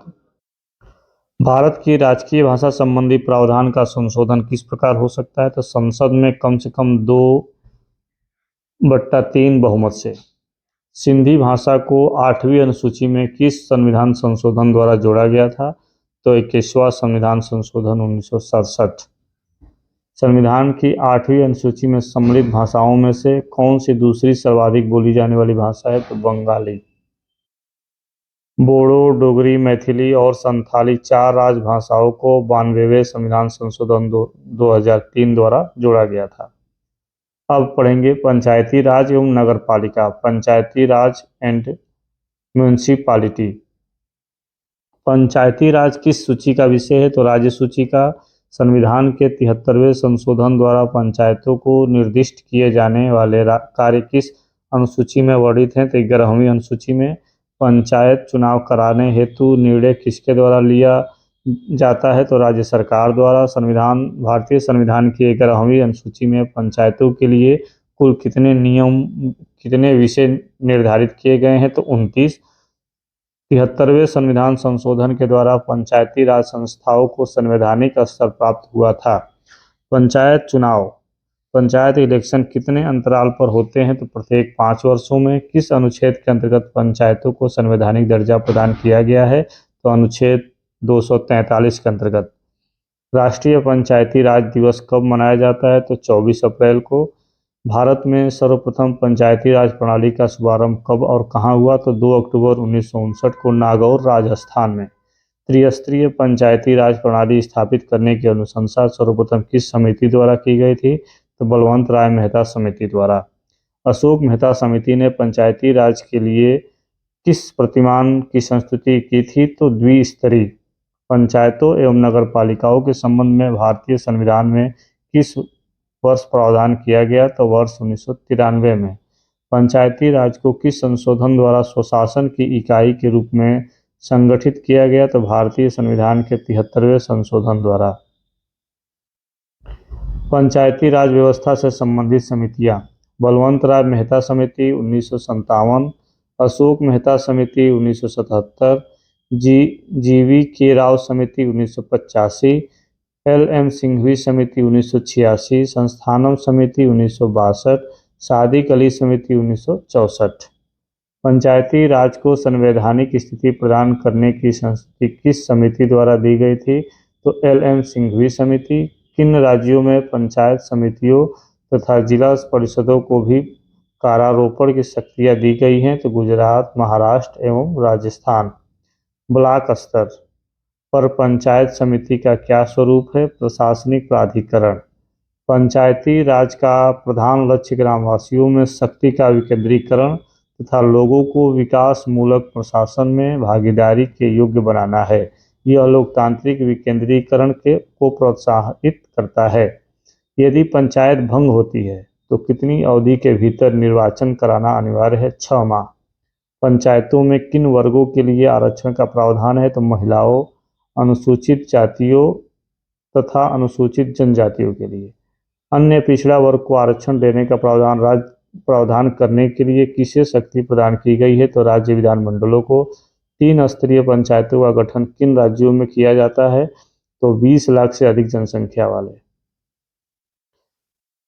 11वीं अनुसूची, इसमें पंचायतों की शक्तियां व उत्तरदायित्व निर्धारित किए गए हैं। इस सूची में 29 विषय हैं। इस अनुसूची को 73वें संविधान संशोधन अधिनियम 1992 द्वारा जोड़ा गया था। अनुच्छेद 243(6). 12वीं अनुसूची, इसमें नगरपालिकाओं की शक्तियां व उत्तरदायित्व बताई गई हैं। इस सूची में 18 विषय हैं। इस अनुसूची को 73वें संविधान संशोधन के अंतर्गत महिलाओं के लिए ग्राम पंचायतों में 33% स्थान आरक्षित किए गए हैं। विभिन्न राज्यों में पंचायती राज संस्थाएं कौन कौन से हैं? तो पंचायतों के स्तर कितने प्रकार के पंचायत होते हैं? तो 1 स्तरीय, 2 स्तरीय, 3 स्तरीय और 4 स्तरीय। कौन कौन से रूप में होते हैं? जो संस्थाओं के रूप में, तो 1 स्तरीय होता है वो ग्राम पंचायत के रूप में होता है। 2 स्तरीय जो होता है वो ग्राम पंचायत और पंचायत समिति के रूप में होता है। जो 3 स्तरीय होता है वो ग्राम पंचायत, पंचायत समिति और जिला परिषद के रूप में होता है। और 4 स्तरीय जो होता है वो ग्राम पंचायत, अंचल पंचायत, आंचलिक परिषद और जिला परिषद के रूप में होता है। अब कौन से स्तर की पंचायत कौन से राज्य में है? तो राज्य देख लेते हैं। तो 1 स्तरीय जो है केरल, जम्मू कश्मीर, त्रिपुरा, मणिपुर और सिक्किम में है। 2 स्तरीय जो है वो असम, उड़ीसा, कर्नाटक, हरियाणा में है। और 3 स्तरीय जो है वो उत्तर प्रदेश, बिहार, महाराष्ट्र, आंध्र प्रदेश, हिमाचल प्रदेश, पंजाब, गुजरात, तमिलनाडु, राजस्थान, मध्य प्रदेश में है। और 4 स्तरीय जो है वो पश्चिम बंगाल में है। गुजरात की त्रिस्तरीय पंचायत संस्थाएं ग्राम पंचायत, तालुका समिति तथा जिला परिषद है। मेघालय, मिजोरम तथा नागालैंड में पंचायतों का गठन नहीं किया गया है। इन राज्यों में 1 स्तरीय जनजातीय परिषदें कार्यरत हैं। उत्तर प्रदेश में पंचायती राज संस्थाओं में महिलाओं के लिए आरक्षित सीटों की कुल संख्या कुल स्थानों की 1/3 है। 73वां संविधान संशोधन अधिनियम का क्या उद्देश्य है? तो देश में सशक्त एवं जीवंत पंचायती राज संस्थाओं की स्थापना करना। भारत के किस राज्य पंचायती राज से संबंधित मामलों की सुनवाई के लिए पृथक अपीलीय न्यायाधिकरण का गठन किया गया है? तो केरल। अनुसूचित जनजातियों एसटी से परिपूर्ण किस राज्य में अनुसूचित जातियों एससी हेतु आरक्षण का कोई प्रावधान नहीं है? तो अरुणाचल प्रदेश। किसी राज्य के राज्यपाल को उस विशेष राज्य की पंचायतों द्वारा विनियोजित हो सकने वाले करों और शुल्कों के निर्धारण के सिद्धांतों के विषय में संस्तुति राज्य वित्त आयोग करता है। नगरपालिका किस संविधान संशोधन से संबंधित है? 74वां संविधान संशोधन से। 73वां संविधान संशोधन किस व्यवस्था को प्रोत्साहित करता है? तो स्वशासन की व्यवस्था को। राज्य वित्त आयोग का गठन भारतीय संविधान के किस अनुच्छेद के अंतर्गत किया गया है? तो अनुच्छेद 243(1) के अंतर्गत। पंचायत समिति के सदस्य किस चुनाव पद्धति से चुने जाते हैं? तो जनता द्वारा प्रत्यक्ष रूप से। किसी भी बीपीएल परिवार का वयस्क सदस्य महात्मा गांधी ग्रामीण राष्ट्रीय ग्रामीण रोजगार गारंटी अधिनियम मनरेगा के अंतर्गत लाभ प्राप्त करने का पात्र होता है। महात्मा गांधी राष्ट्रीय ग्रामीण रोजगार गारंटी योजना में आयोजना बनाने, संपादन करने व क्रियान्वयन का उत्तरदायित्व किसका है? तो ग्राम पंचायतों का। भारत के किस राज्य में पंचायतों में अल्पसंख्यकों के लिए आरक्षण प्राप्त है? आंध्र प्रदेश में। पंचायती राज से संबंधित समितियां संवैधानिकरण के बाद। समिति का नाम है पंचायती राज संस्थाओं के अधिकारों तथा प्रक्रियाओं के हस्तांतरण के लिए गठित टास्क फोर्स। अध्यक्ष है ललित माथुर, 2001। उसके बाद निम्नतम स्तर पर नियोजन के लिए गठित विशेषज्ञ समूह वी रामचंद्रन, 2005। जिला स्तर नियोजन की नियमावली तैयार करने का कार्यदल श्रीमती राजवंत संधू, 2008। डीआरडीए जिला ग्रामीण एजेंसी के पुनर्गठन के लिए गठित समिति वी रामचंद्रन, 2010। आम वस्तुओं एवं सेवाओं की कुशल आपूर्ति के लिए पंचायतों के उत्तोलन की विशेषज्ञ समिति मणिशंकर अय्यर, 2012। नगर पालिकाओं को 12वीं अनुसूची में वर्णित कुल 18 विषयों पर विविध विधि बनाने की शक्ति प्रदान की गई है। संविधान संशोधन, कॉन्स्टिट्यूशनल अमेंडमेंट। संविधान संशोधन का प्रावधान किस अनुच्छेद के अंतर्गत किया गया है? तो अनुच्छेद 368। भारतीय संविधान में संशोधन के लिए संसद के किस सदन में विधेयक लाया जा सकता है? तो लोकसभा अथवा राज्यसभा, किसी भी सदन में। किसी संविधान संशोधन अधिनियम को लघु संविधान किस संविधान संशोधन अधिनियम को लघु संविधान कहा जाता है? तो 42वें संविधान संशोधन को। साधारण बहुमत से संशोधित किए जाने वाले कुछ प्रबंध। अनुच्छेद 2, 3 और 4 संसद को विधि द्वारा यह अधिकार देते हैं कि वह भारतीय संघ में नए राज्यों को शामिल कर सके तथा राज्यों की सीमा परिवर्तन द्वारा नए राज्यों का निर्माण कर सके। अनुच्छेद 75, 97, 125, 165 तथा 221(2) द्वितीय अनुसूची में परिवर्तन की अनुमति देते हैं। अनुच्छेद 105(3) संसद द्वारा पारित किए जाने पर संसदीय विशेषाधिकारों की व्यवस्था करता है। अनुच्छेद 106 संसद द्वारा पारित किए जाने पर संसद सदस्यों के वेतन एवं भत्ते की व्यवस्था करता है। अनुच्छेद 120(2) संसद द्वारा किसी नई व्यवस्था के न किए जाने पर 15 वर्षों के उपरांत अंग्रेजी को संसदीय भाषा के रूप में छोड़ने की व्यवस्था करता है। अनुच्छेद 124(1) इसमें यह व्यवस्था है कि संसद द्वारा किसी व्यवस्था के न होने तक उच्चतम न्यायालय में 7 न्यायाधीश होंगे। अनुच्छेद 135 संसद को सर्वोच्च न्यायालय के अधिकार क्षेत्र में परिवर्तन करने की शक्ति देता है। अनुच्छेद 169(1) ये कुछ शर्तों के साथ विधान परिषदों को भंग करने की व्यवस्था करता है। अनुच्छेद 239 संघ राज्य क्षेत्रों के लिए मंत्री परिषद का सृजन करता है। दिल्ली राष्ट्रीय राजधानी क्षेत्र किस संविधान संशोधन द्वारा बना? तो 69वें संविधान संशोधन 1992 द्वारा। 106वें संविधान संशोधन अधिनियम किससे संबंधित है? तो 106वां संविधान संशोधन है वो लोकसभा, सभी राज्यों की विधानसभा एवं दिल्ली विधानसभा में महिलाओं को 33% आरक्षण से नारी शक्ति वंदन अधिनियम इसका नाम है। भारतीय संविधान में 9वीं अनुसूची कब जोड़ी गई? तो प्रथम संविधान संशोधन 1951 के द्वारा। संविधान का 86वां संशोधन विधेयक किससे संबंधित है? तो 6 साल से 14 वर्ष के बच्चों के निःशुल्क अनिवार्य शिक्षा से।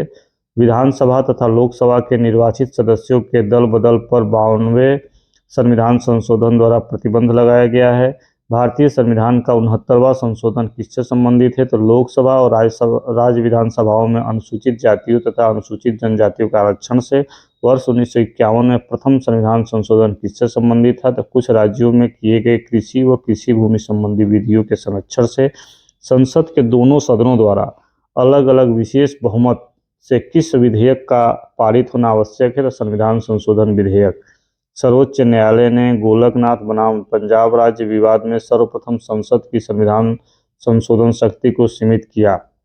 भारतीय संविधान के संशोधन में से किस संशोधन द्वारा केंद्रीय मंत्रिमंडल के आकार का लोकसभा की कुल सदस्य संख्या 15% तक सीमित कर दिया गया है? तो 91वां संशोधन। विशेष बहुमत और राज्यों के अनुसमर्थन द्वारा होने वाले संशोधन के अंतर्गत आने वाले विषय कौन कौन से हैं?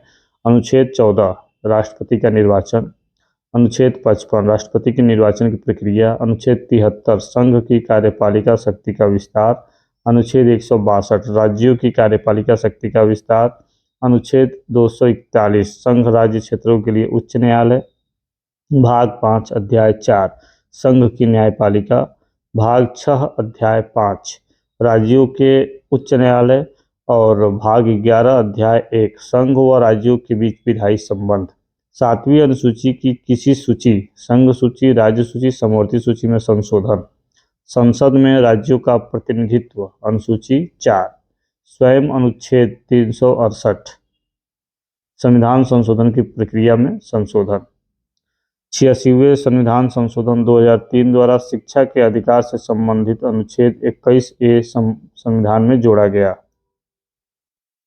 विविध। भारत के राष्ट्रपति एवं उनका कार्यकाल। सबसे पहले कौन थे? तो डॉक्टर राजेंद्र प्रसाद। कब से कब तक? तो इनका जो जन्म है 1884 में हुआ था, 1963 में इनकी मृत्यु हुई। कार्यकाल कब से कब तक था? तो 26 जनवरी 1950 से 13 मई 1962 तक। विशिष्ट तथ्य क्या है? तो संविधान सभा के अध्यक्ष रहे। और डॉक्टर सर्वपल्ली राधाकृष्णन 1888 में जन्म हुआ, 1975 में इनकी मृत्यु हो गई। और कार्यकाल रहा 13 मई 1962 से 13 मई 1967 तक। प्रथम उपराष्ट्रपति रहे डॉक्टर जाकिर हुसैन। इनका जन्म 1897 हुआ, इनकी मृत्यु हुई 1969 में। कार्यकाल रहा 13 मई 1967 से 3 मई 1969 तक। कार्यकाल में मृत्यु।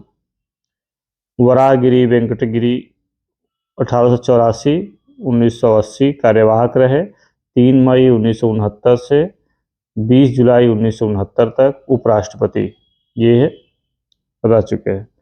मोहम्मद हिदायतुल्लाह 1905 में जन्म हुआ, 1992 में मृत्यु। कार्यवाहक रहे 20 जुलाई 1969 से 24 अगस्त 1969 तक। ये मुख्य न्यायाधीश थे। वराहगिरी वेंकटगिरी 1884 में इनका जन्म हुआ था, 1980 में इनकी मृत्यु। ऊपर जो कार्यवाहक इसके पहले बन चुके थे।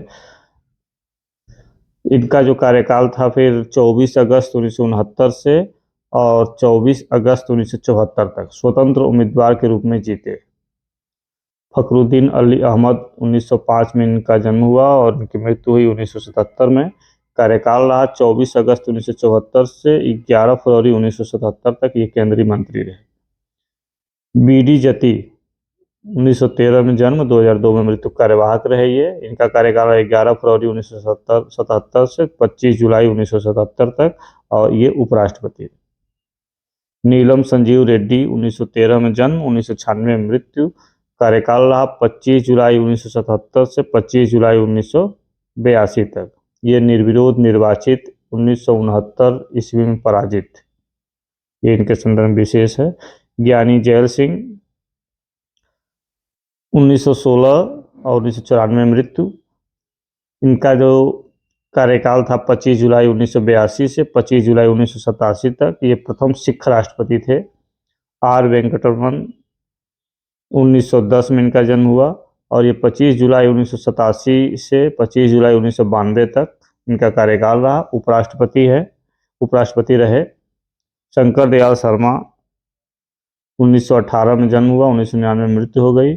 25 जुलाई 1992 से 25 जुलाई 1997 तक इनका कार्यकाल रहा और ये क्या थे? उपराष्ट्रपति रह चुके थे।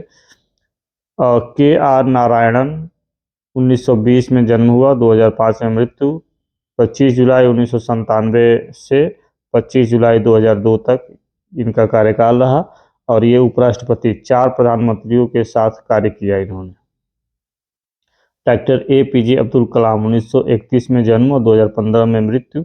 इनका जो कार्यकाल था 25 जुलाई 2002 से 25 जुलाई 2007 तक। प्रथम वैज्ञानिक राष्ट्रपति। प्रतिभा पाटिल, 1934 में इनका जन्म हुआ और इनका जो कार्यकाल रहा वो 25 जुलाई 2007 से 25 जुलाई 2012 तक ये प्रथम महिला राष्ट्रपति बनी। प्रणब मुखर्जी, 1935 से 2020 तक, मतलब इनका जन्म 1935 में हुआ, मृत्यु कब हुई? 2020 में। 25 जुलाई 2012 से 25 जुलाई 2017 तक इनका कार्यकाल रहा। ये प्रथम बंगाली राष्ट्रपति रहे। और रामनाथ कोविंद, 1945 में इनका जन्म हुआ है और इनका जो कार्यकाल रहा वो 25 जुलाई 2017 से 25 जुलाई 2022 तक रहा। उत्तर प्रदेश मूल के प्रथम राष्ट्रपति। और द्रौपदी मुर्मू, 1958 में इनका जन्म हुआ है और इनका जो कार्यकाल है 25 जुलाई 2022 से अब तक। ये प्रथम आदिवासी मूल के राष्ट्रपति हैं। तो ये 15 नंबर के राष्ट्रपति हैं।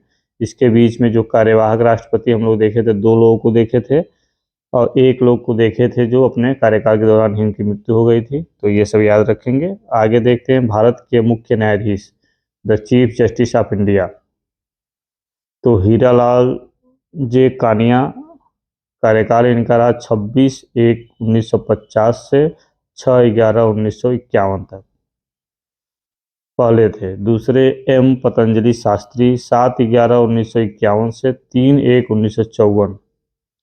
मेहर चंद्र महाजन, 4/1/1954 से 22/12/1954 तक। बीके मुखर्जी, 23/12/1954 से 31/1/1956 तक।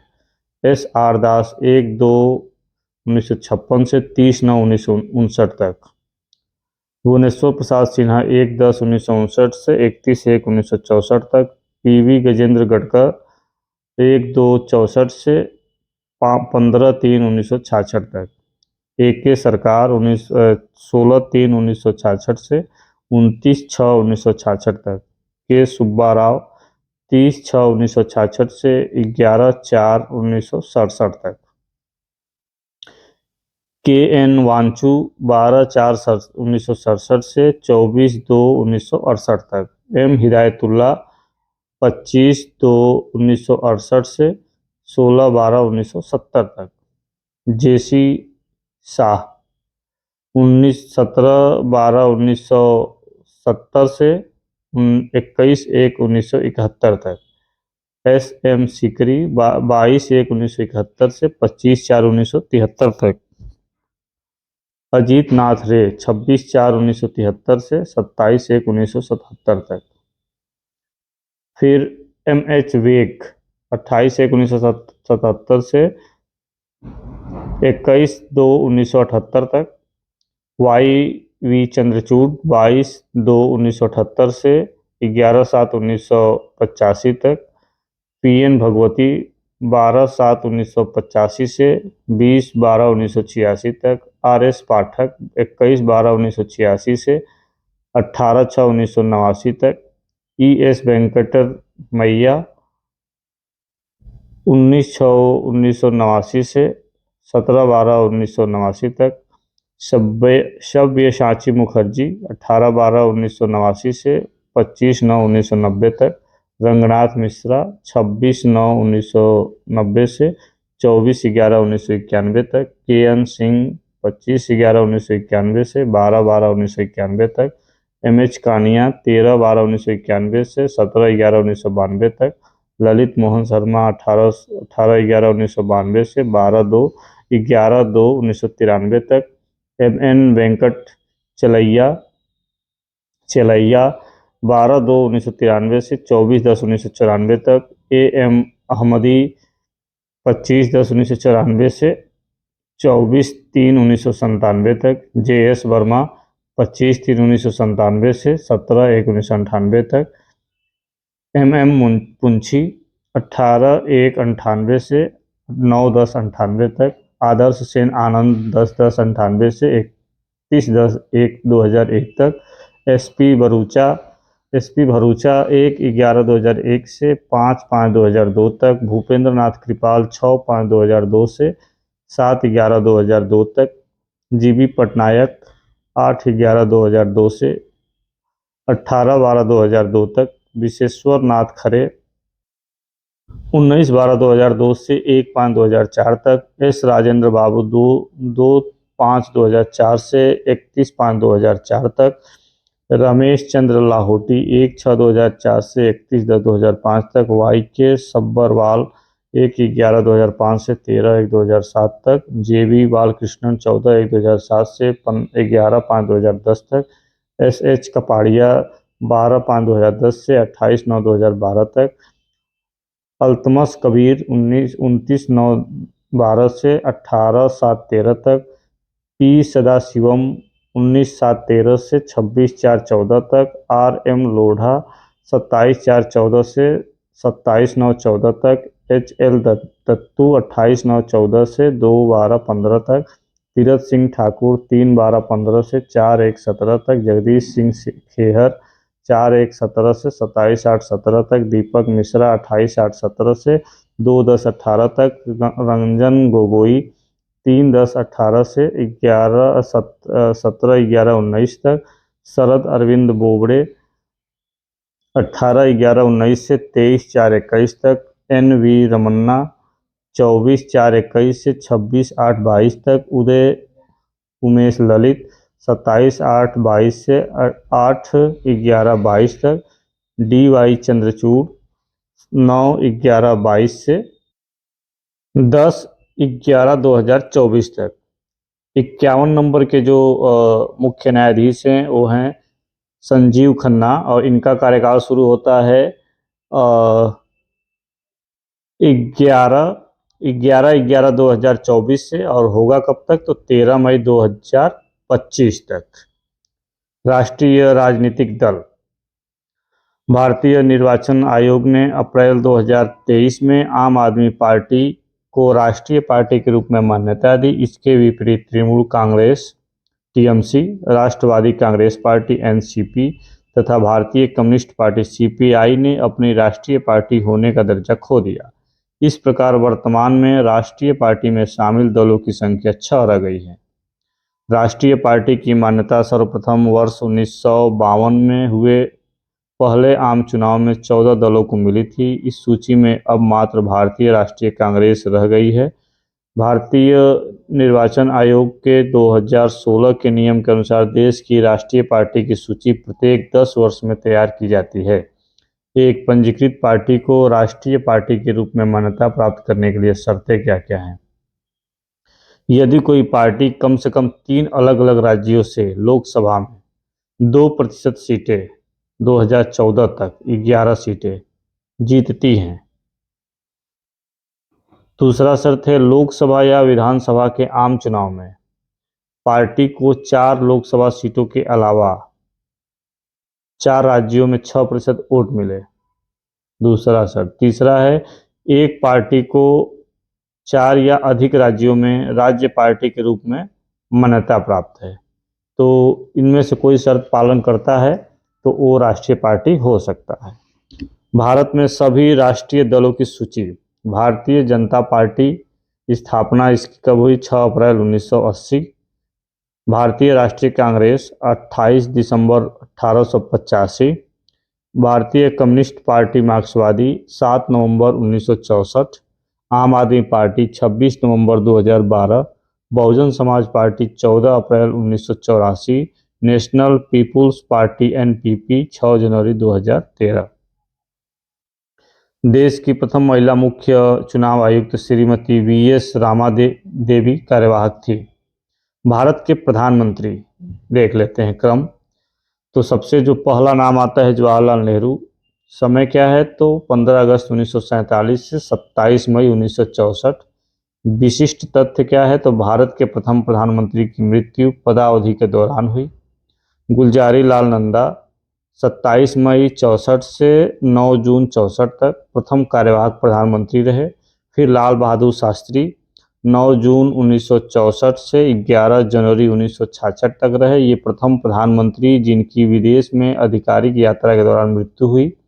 गुलजारी लाल नंदा कार्यकाल रहा 11 जनवरी 1966 से 24 जनवरी 1966 तक। इनका विशेष संदर्भ क्या है? तो प्रथम जो दूसरी बार कार्यवाहक प्रधानमंत्री बने। और इंदिरा गांधी 24 जनवरी 1966 से 24 मार्च 1977 तक भारत की प्रथम महिला प्रधानमंत्री। मोरारजी देसाई 24 मार्च 1977 से 28 जुलाई 1979 तक सबसे अधिक आयु के 81 वर्ष और प्रथम प्रधानमंत्री जिन्होंने अपने पद से त्यागपत्र दिया। चौधरी चरण सिंह 28 जुलाई 1979 से 14 जनवरी 1980। एकमात्र प्रधानमंत्री जो संसद के किसी अधिवेशन में शामिल नहीं हुए। इंदिरा गांधी 14 जनवरी 1980 से 31 अक्टूबर 1984 तक प्रथम प्रधानमंत्री जिनकी कार्यकाल के दौरान हत्या की गई। राजीव गांधी 31 अक्टूबर 1984 से 1 दिसंबर 1989 तक सबसे कम उम्र के प्रधानमंत्री 40 वर्ष। विश्वनाथ प्रताप सिंह 1 दिसंबर 1989 से 10 नवंबर 1991 तक प्रथम प्रधानमंत्री जिन्हें अविश्वास प्रस्ताव द्वारा पद छोड़ना पड़ा।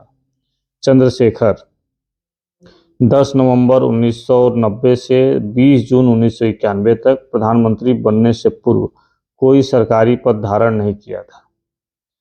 पीवी नरसिम्हा राव 20 जून 1991 से 16 मई 1996 तक रहे प्रथम दक्षिण भारतीय प्रधानमंत्री। अटल बिहारी वाजपेयी 15 मई 1996 से 28 मई 1996 तक रहे सबसे छोटी अवधि 13 दिन। एच डी देवगौड़ा 1 जून 1996 से 21 अप्रैल 1997 तक दक्षिण भारतीय द्वितीय प्रधानमंत्री। इंद्र कुमार गुजराल 21 अप्रैल 1997 से 21 अप्रैल 1998 तक पूर्व सोवियत संघ में भारत के राजदूत रहे। अटल बिहारी वाजपेयी 21 अप्रैल 1998 से 22 मई 1904 तक प्रथम गैर कांग्रेसी प्रधानमंत्री जिन्होंने अपना 5 वर्ष का कार्यकाल पूरा किया। मनमोहन सिंह 18 मार्च 2004 से 26 मई 2014 तक भारत में उदारीकरण के जनक। नरेंद्र मोदी 26 मई 2014 से 30 मई 2019 तक प्रथम मुख्यमंत्री जो सीधे प्रधानमंत्री बने। नरेंद्र मोदी 30 मई 19 से वर्तमान। एक कार्यकाल पूरा करके लगातार दूसरे कार्यकाल के लिए निर्वाचित होने वाले प्रथम गैर कांग्रेसी प्रधानमंत्री। संक्षिप्त विश्लेषण। प्रथम प्रधानमंत्री जवाहरलाल नेहरू वर्ष 1947 से 64। सबसे लंबे समय तक प्रधानमंत्री जवाहरलाल नेहरू लगभग 17 साल। सबसे छोटा कार्यकाल अटल बिहारी वाजपेयी 13 दिन 1996 में। कार्यवाहक प्रधानमंत्री गुलजारी लाल नंदा 2 बार 1964 और 1966 में। एक से अधिक बार प्रधानमंत्री जवाहरलाल नेहरू स्वतंत्रता से पहले अंतरिम सरकार के प्रधानमंत्री, स्वतंत्रता के पश्चात 3 बार। इंदिरा गांधी 3 बार, अटल बिहारी वाजपेयी 3 बार, डॉक्टर मनमोहन सिंह 2 बार, नरेंद्र मोदी इस बार तीसरी बार है। राज्यों के लिए विशेष प्रावधानों से संबंधित अनुच्छेद कौन कौन से हैं? 371 विषय क्या है? तो महाराष्ट्र तथा गुजरात राज्यों के लिए विशेष प्रावधान। 371 ए नागालैंड राज्य के लिए विशेष प्रावधान। 371 बी असम राज्य के लिए विशेष प्रावधान। 371 सी मणिपुर राज्य के लिए विशेष प्रावधान। 371 डी आंध्र प्रदेश व तेलंगाना राज्य के लिए विशेष प्रावधान। 371 ई आंध्र प्रदेश में केंद्रीय विश्वविद्यालय की स्थापना के संदर्भ में। 371 एफ सिक्किम राज्य के लिए विशेष प्रावधान। 371 जी मिजोरम राज्य के लिए विशेष प्रावधान। 371 एच अरुणाचल प्रदेश राज्य के लिए विशेष प्रावधान। 371 आई गोवा राज्य के लिए विशेष प्रावधान और 371 जे कर्नाटक राज्य के लिए विशेष प्रावधान। अब जनजातीय क्षेत्र देख लेते हैं। ट्राइबल एरियाज राज्य है असम। इसमें कौन कौन से जनजातीय क्षेत्र हैं? तो दीमा हसाओ जिला, पूर्व नाम इसका क्या है? तो उत्तरी कछार पहाड़ी जिला, कार्बी आंगलांग जिला और बोडोलैंड प्रदेश क्षेत्र जिला, ये असम में है। मेघालय में कौन कौन से जनजातीय क्षेत्र हैं? तो खासी पहाड़ी जिला, जयंतिया पहाड़ी जिला, गारो पहाड़ी जिला। और त्रिपुरा में त्रिपुरा जनजातीय क्षेत्र जिला और मिजोरम में चकमा जिला, मारा जिला और लाई जिला। अब देख लेते हैं राष्ट्राध्यक्षों या शासनाध्यक्षों के निवास स्थल। क्रेमलिन राष्ट्रपति है कहाँ के? तो रूस के। और स्थान क्या है? तो मास्को भवन जो ये है। उसके बाद 24 ससेक्स ड्राइव, प्रधानमंत्री कनाडा, ओटावा। राष्ट्रपति भवन, राष्ट्रपति भारत, नई दिल्ली। 10 डाउनिंग स्ट्रीट, प्रधानमंत्री ब्रिटेन, लंदन। क्रिवेरिनल पैलेस, राष्ट्रपति इटली, रोम। लॉस पिनोस, राष्ट्रपति Mexico, Mexico City. Aras an Uachtarain, राष्ट्रपति Ireland, Dublin. Palacio de la Moncloa, प्रधानमंत्री स्पेन, मैड्रिड। बकिंघम पैलेस, महारानी Britain, London. Federal chancellor, chancellor Germany, Bonn. Merdeka Palace, राष्ट्रपति Indonesia, Jakarta. Aiwan e Sadr, राष्ट्रपति Pakistan, Islamabad. Narayan हिती Naresh, Nepal, Kathmandu. Palacio de Belem, राष्ट्रपति Portugal, Lisbon. The Lodge, प्रधानमंत्री Australia, Canberra. Chateau de Laeken नरेश, Belgium, Brussels. Blue House, राष्ट्रपति दक्षिण Korea, Seoul. White House, राष्ट्रपति America, Washington DC. Elysee Palace, राष्ट्रपति France, Paris. अब नियामक निकाय, रेगुलेटरी बॉडीज क्या है? तो बीमा विनियामक एवं विकास प्राधिकरण, इरडा, 1999 स्थापना वर्ष। क्षेत्र क्या है? बीमा।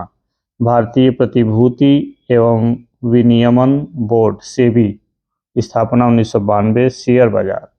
भारतीय प्रतिस्पर्धा आयोग 2003 स्थापना वर्ष है। व्यापार प्रबंधन। भारतीय दूरसंचार विनियामक प्राधिकरण, ट्राई, 1997। दूरसंचार। पेट्रोलियम एवं प्राकृतिक गैस नियामक बोर्ड, 2006 में स्थापना वर्ष है। पेट्रोलियम, प्राकृतिक गैस। केंद्रीय विद्युत नियामक आयोग 2003, विद्युत। परमाणु ऊर्जा नियामक बोर्ड 1983, परमाणु ऊर्जा। पेंशन विधि नियामक एवं विकास प्राधिकरण 2003, पेंशन। हाउस रेगुलेटरी अथॉरिटी 2016, आवास। और प्रसार भारती 1997, रेडियो एवं दूरदर्शन। देश के अर्धसैनिक सुरक्षा बल, भारत तिब्बत सीमा पुलिस, आईटीबीपी, स्थापना 1962, मुख्यालय नई दिल्ली। भारत तिब्बत सीमा की निगरानी इनका उद्देश्य है। असम राइफल, एआर, स्थापना 1835। शिलांग, असम, मुख्यालय है। पूर्वोत्तर की सुरक्षा। केंद्रीय रिजर्व पुलिस बल, सीआरपीएफ, 1939, मुख्यालय है नई दिल्ली। आंतरिक सुरक्षा। त्वरित कार्यवाही बल, आरएएफ, 1992, नई दिल्ली। और सांप्रदायिक दंगा नियंत्रण।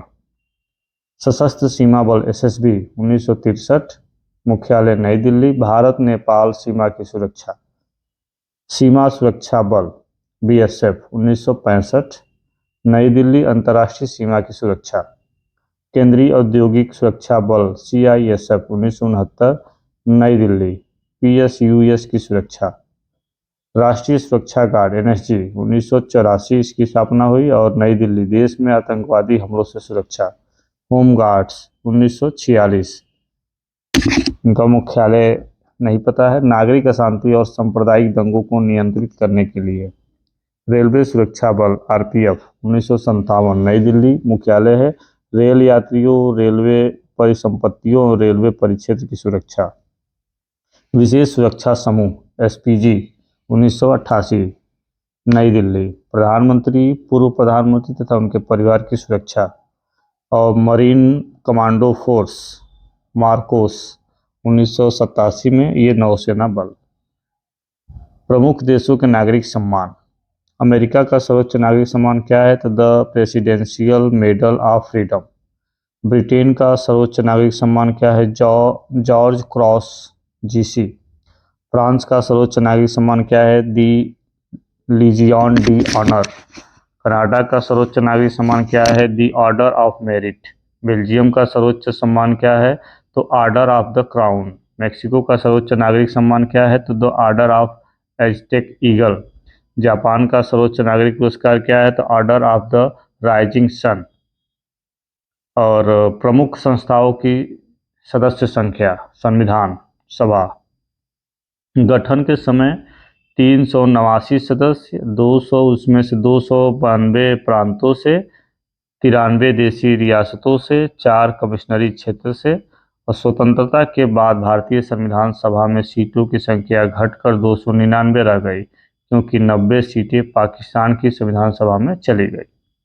लोकसभा अधिकतम सदस्य संख्या 550 सदस्य, 350 राज्यों से एवं 20 केंद्र शासित प्रदेशों से।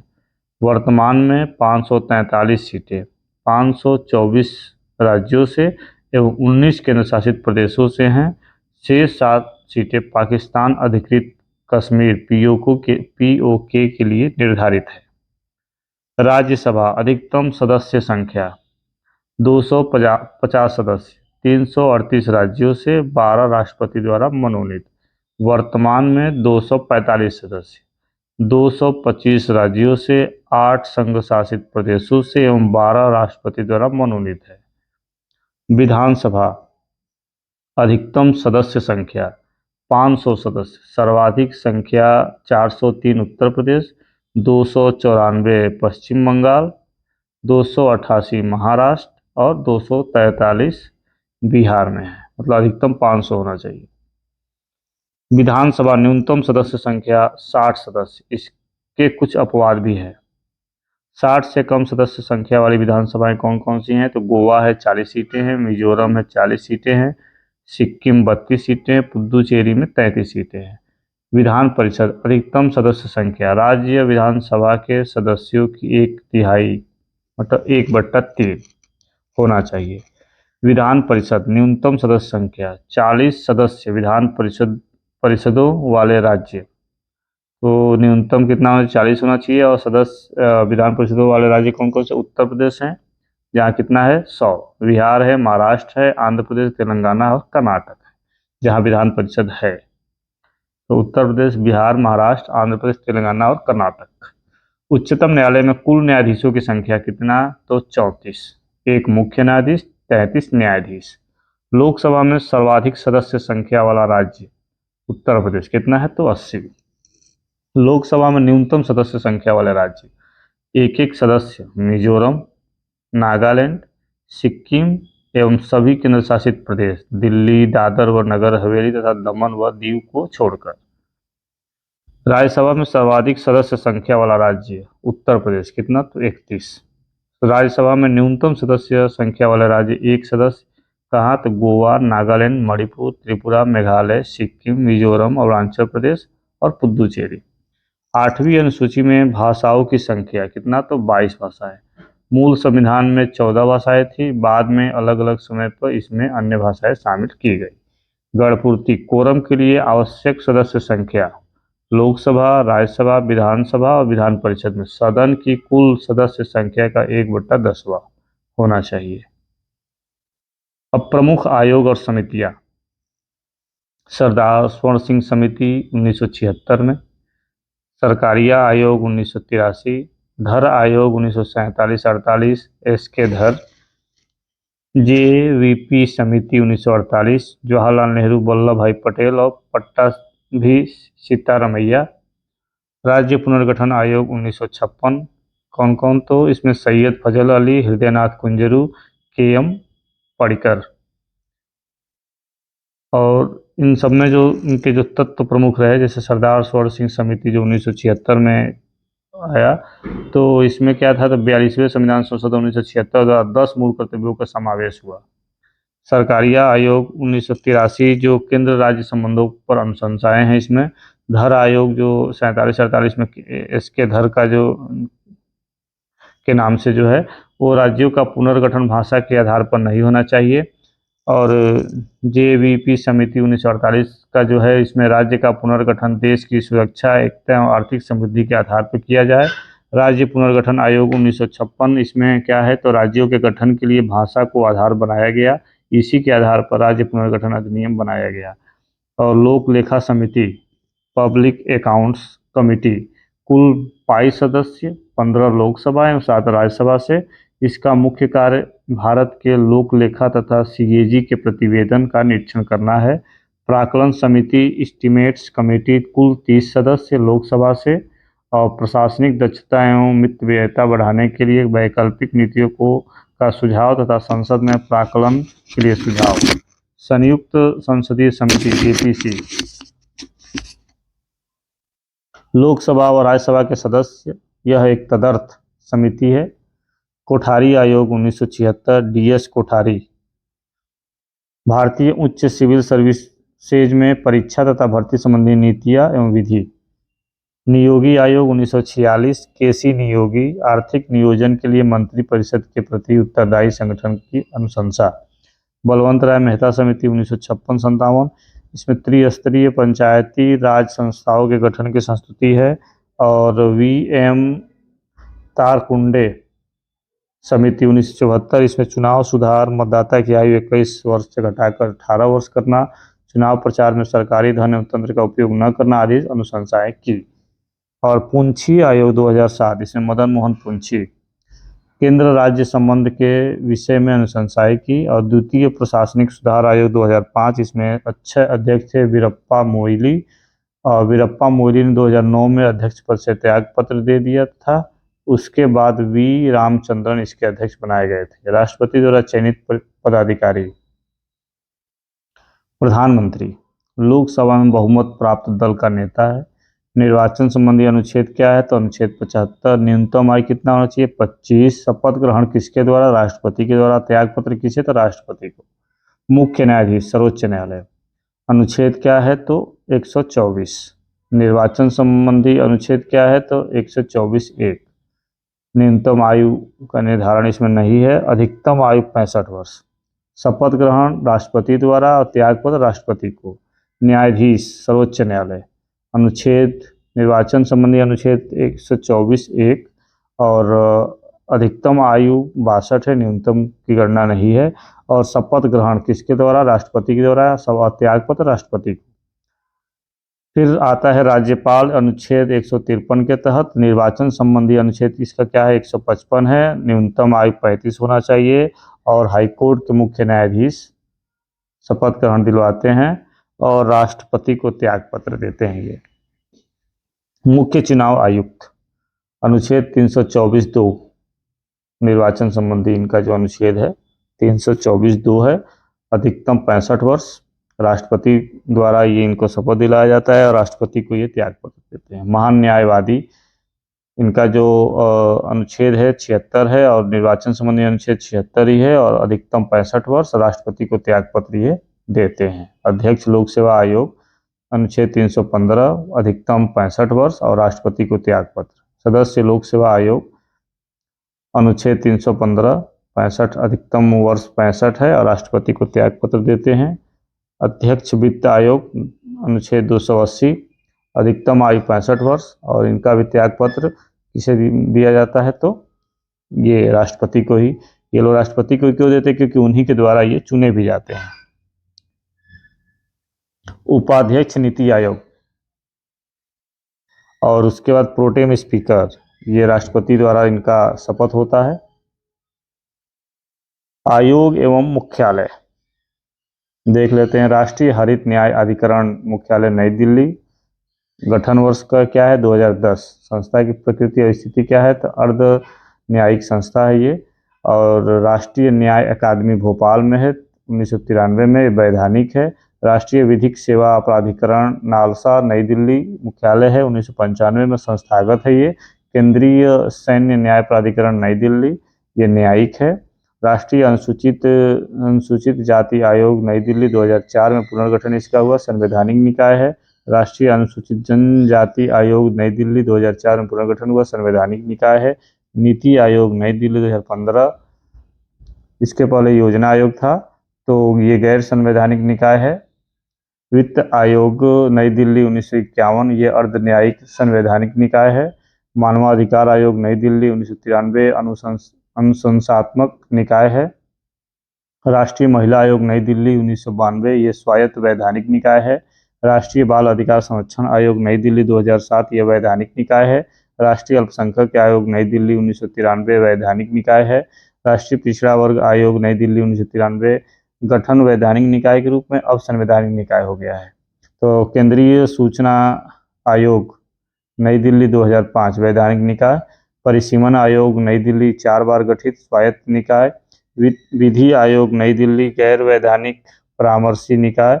और अंतर्राज्यीय परिषद नई दिल्ली 1990 संवैधानिक निकाय। निर्वाचन आयोग नई दिल्ली 1950 संवैधानिक निकाय है। भारत में भ्रष्टाचार पर नियंत्रण तथा नागरिकों की शिकायतों के निवारण के लिए वैधानिक और संस्थागत ढांचा क्या क्या है? तो लोक सेवक जांच अधिनियम 1850, भारतीय दंड संहिता 1860, विशेष पुलिस प्रतिष्ठान 1941, दिल्ली पुलिस प्रतिष्ठान अधिनियम 1946, भ्रष्टाचार निवारण अधिनियम 1988, जांच आयोग अधिनियम 1952, राजनीतिक नेताओं तथा प्रमुख सार्वजनिक व्यक्तियों के लिए, और अखिल भारतीय सेवाएं आचार नियमावली 1968, केंद्रीय सिविल सेवाएं आचार नियमावली 1964, रेल सेवाएं आचार नियमावली 1966, मंत्रालयों, विभागों, संबद्ध एवं अधीनस्थ कार्यालयों तथा लोक उपक्रमों में निगरानी संगठन, केंद्रीय अन्वेषण ब्यूरो CBI 1963 और केंद्रीय सतर्कता आयोग CBC 1964, राज्य सतर्कता आयोग 1964, राज्यों में भ्रष्टाचार रोधी ब्यूरो ACB, केंद्र में लोकपाल, ऑम्बुड्समैन, प्रभागीय सतर्कता बोर्ड, जिला सतर्कता अधिकारी, राष्ट्रीय उपभोक्ता विवाद निवारण आयोग, राष्ट्रीय अनुसूचित जाति आयोग, राष्ट्रीय अनुसूचित जनजाति आयोग, सर्वोच्च न्यायालय तथा राज्यों में उच्च न्यायालय, प्रशासनिक न्यायाधिकरण, कैबिनेट सचिवालय में लोक परिवाद निदेशालय 1988, संसद एवं इसकी समितियां, केरल जैसे राज्यों में फाइल टू फिल खेतों तक संचिकाएं कार्यक्रम। भारतीय संविधायिका में भागीदारी, निर्वाचित स्थान। अब देखिए इसमें कि कौन से प्रदेश में कितनी किसकी सीटें हैं, देख लेते हैं। तो उत्तर प्रदेश राज्यसभा 31, लोकसभा 80, जिसमें आरक्षित स्थान अनुसूचित जाति के लिए कितना है 17। राज्य विधानसभा में 403 सीट है, अनुसूचित जाति के लिए 92 आरक्षित है, अनुसूचित जनजाति के लिए 1। महाराष्ट्र में 19 राज्यसभा की है, लोकसभा की 48 है और राज्य विधानसभा की 288, जिसमें से लोकसभा की 5 सीटें अनुसूचित जाति के लिए आरक्षित है, अनुसूचित जनजाति के लिए 4 सीटें, और ये जो विधानसभा में है 18 अनुसूचित जाति के लिए और 22 अनुसूचित जनजाति के लिए।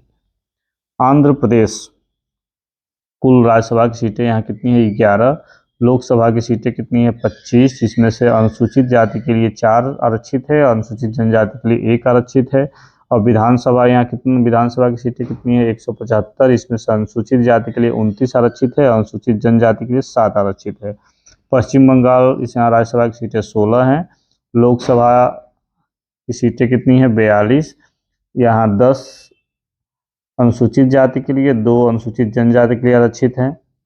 कुल विधानसभा की सीटें यहाँ हैं 294, जिसमें से 59 अनुसूचित जाति के लिए और 17 अनुसूचित जनजाति के लिए। बिहार में 16 राज्यसभा की सीटें हैं, लोकसभा की 40 हैं, जिसमें से अनुसूचित जाति के लिए 6 आरक्षित हैं और विधानसभा की सीटें 243 हैं, यहाँ अनुसूचित जाति के लिए 48 और जनजाति के लिए 3 सीटें आरक्षित हैं। तमिलनाडु में 18 राज्यसभा की सीटें हैं, 39 सीटें लोकसभा की हैं, 234 सीटें ये राज्यसभा की राज्य विधानसभा की हैं, जिसमें से लोकसभा की 7 सीटें आरक्षित हैं अनुसूचित जाति के लिए और 234 जो विधानसभा की सीटें हैं वहाँ 48 अनुसूचित के लिए और 28 अनुसूचित जनजाति के लिए आरक्षित हैं। मध्य प्रदेश में राज्यसभा की 11 सीटें हैं, जिसमें और लोकसभा की 29 सीटें हैं, जहाँ से 4 अनुसूचित जाति के लिए और 6 जनजाति के लिए आरक्षित हैं। 230 विधानसभा की सीटें हैं, इसमें 35 अनुसूचित जाति के लिए और 47 जनजाति के लिए आरक्षित हैं। कर्नाटक में 12 राज्यसभा की सीटें हैं, 28 लोकसभा की सीटें हैं, जिसमें से 5 अनुसूचित जाति के लिए, 2 जनजाति के लिए आरक्षित हैं। 224 विधानसभा की सीटें हैं, जिसमें से 33 अनुसूचित जाति के लिए और 2 जनजाति के लिए आरक्षित हैं।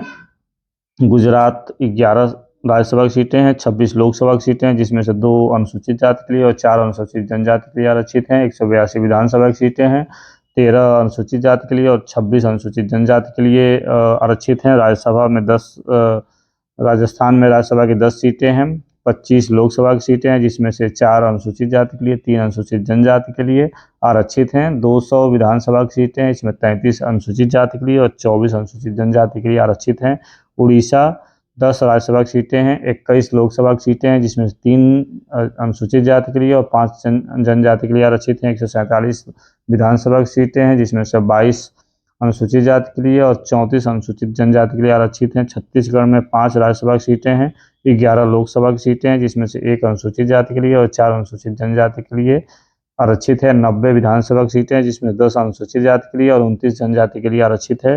तेलंगाना में राज्यसभा की 7 सीटें हैं, 17 लोकसभा की सीटें हैं, जिसमें 3 अनुसूचित जाति के लिए, 2 अनुसूचित जनजाति के लिए आरक्षित है। 119 विधानसभा की सीटें हैं। उसके बाद इसमें अभी आरक्षण में क्लियर मतलब स्पष्ट नहीं किया गया है।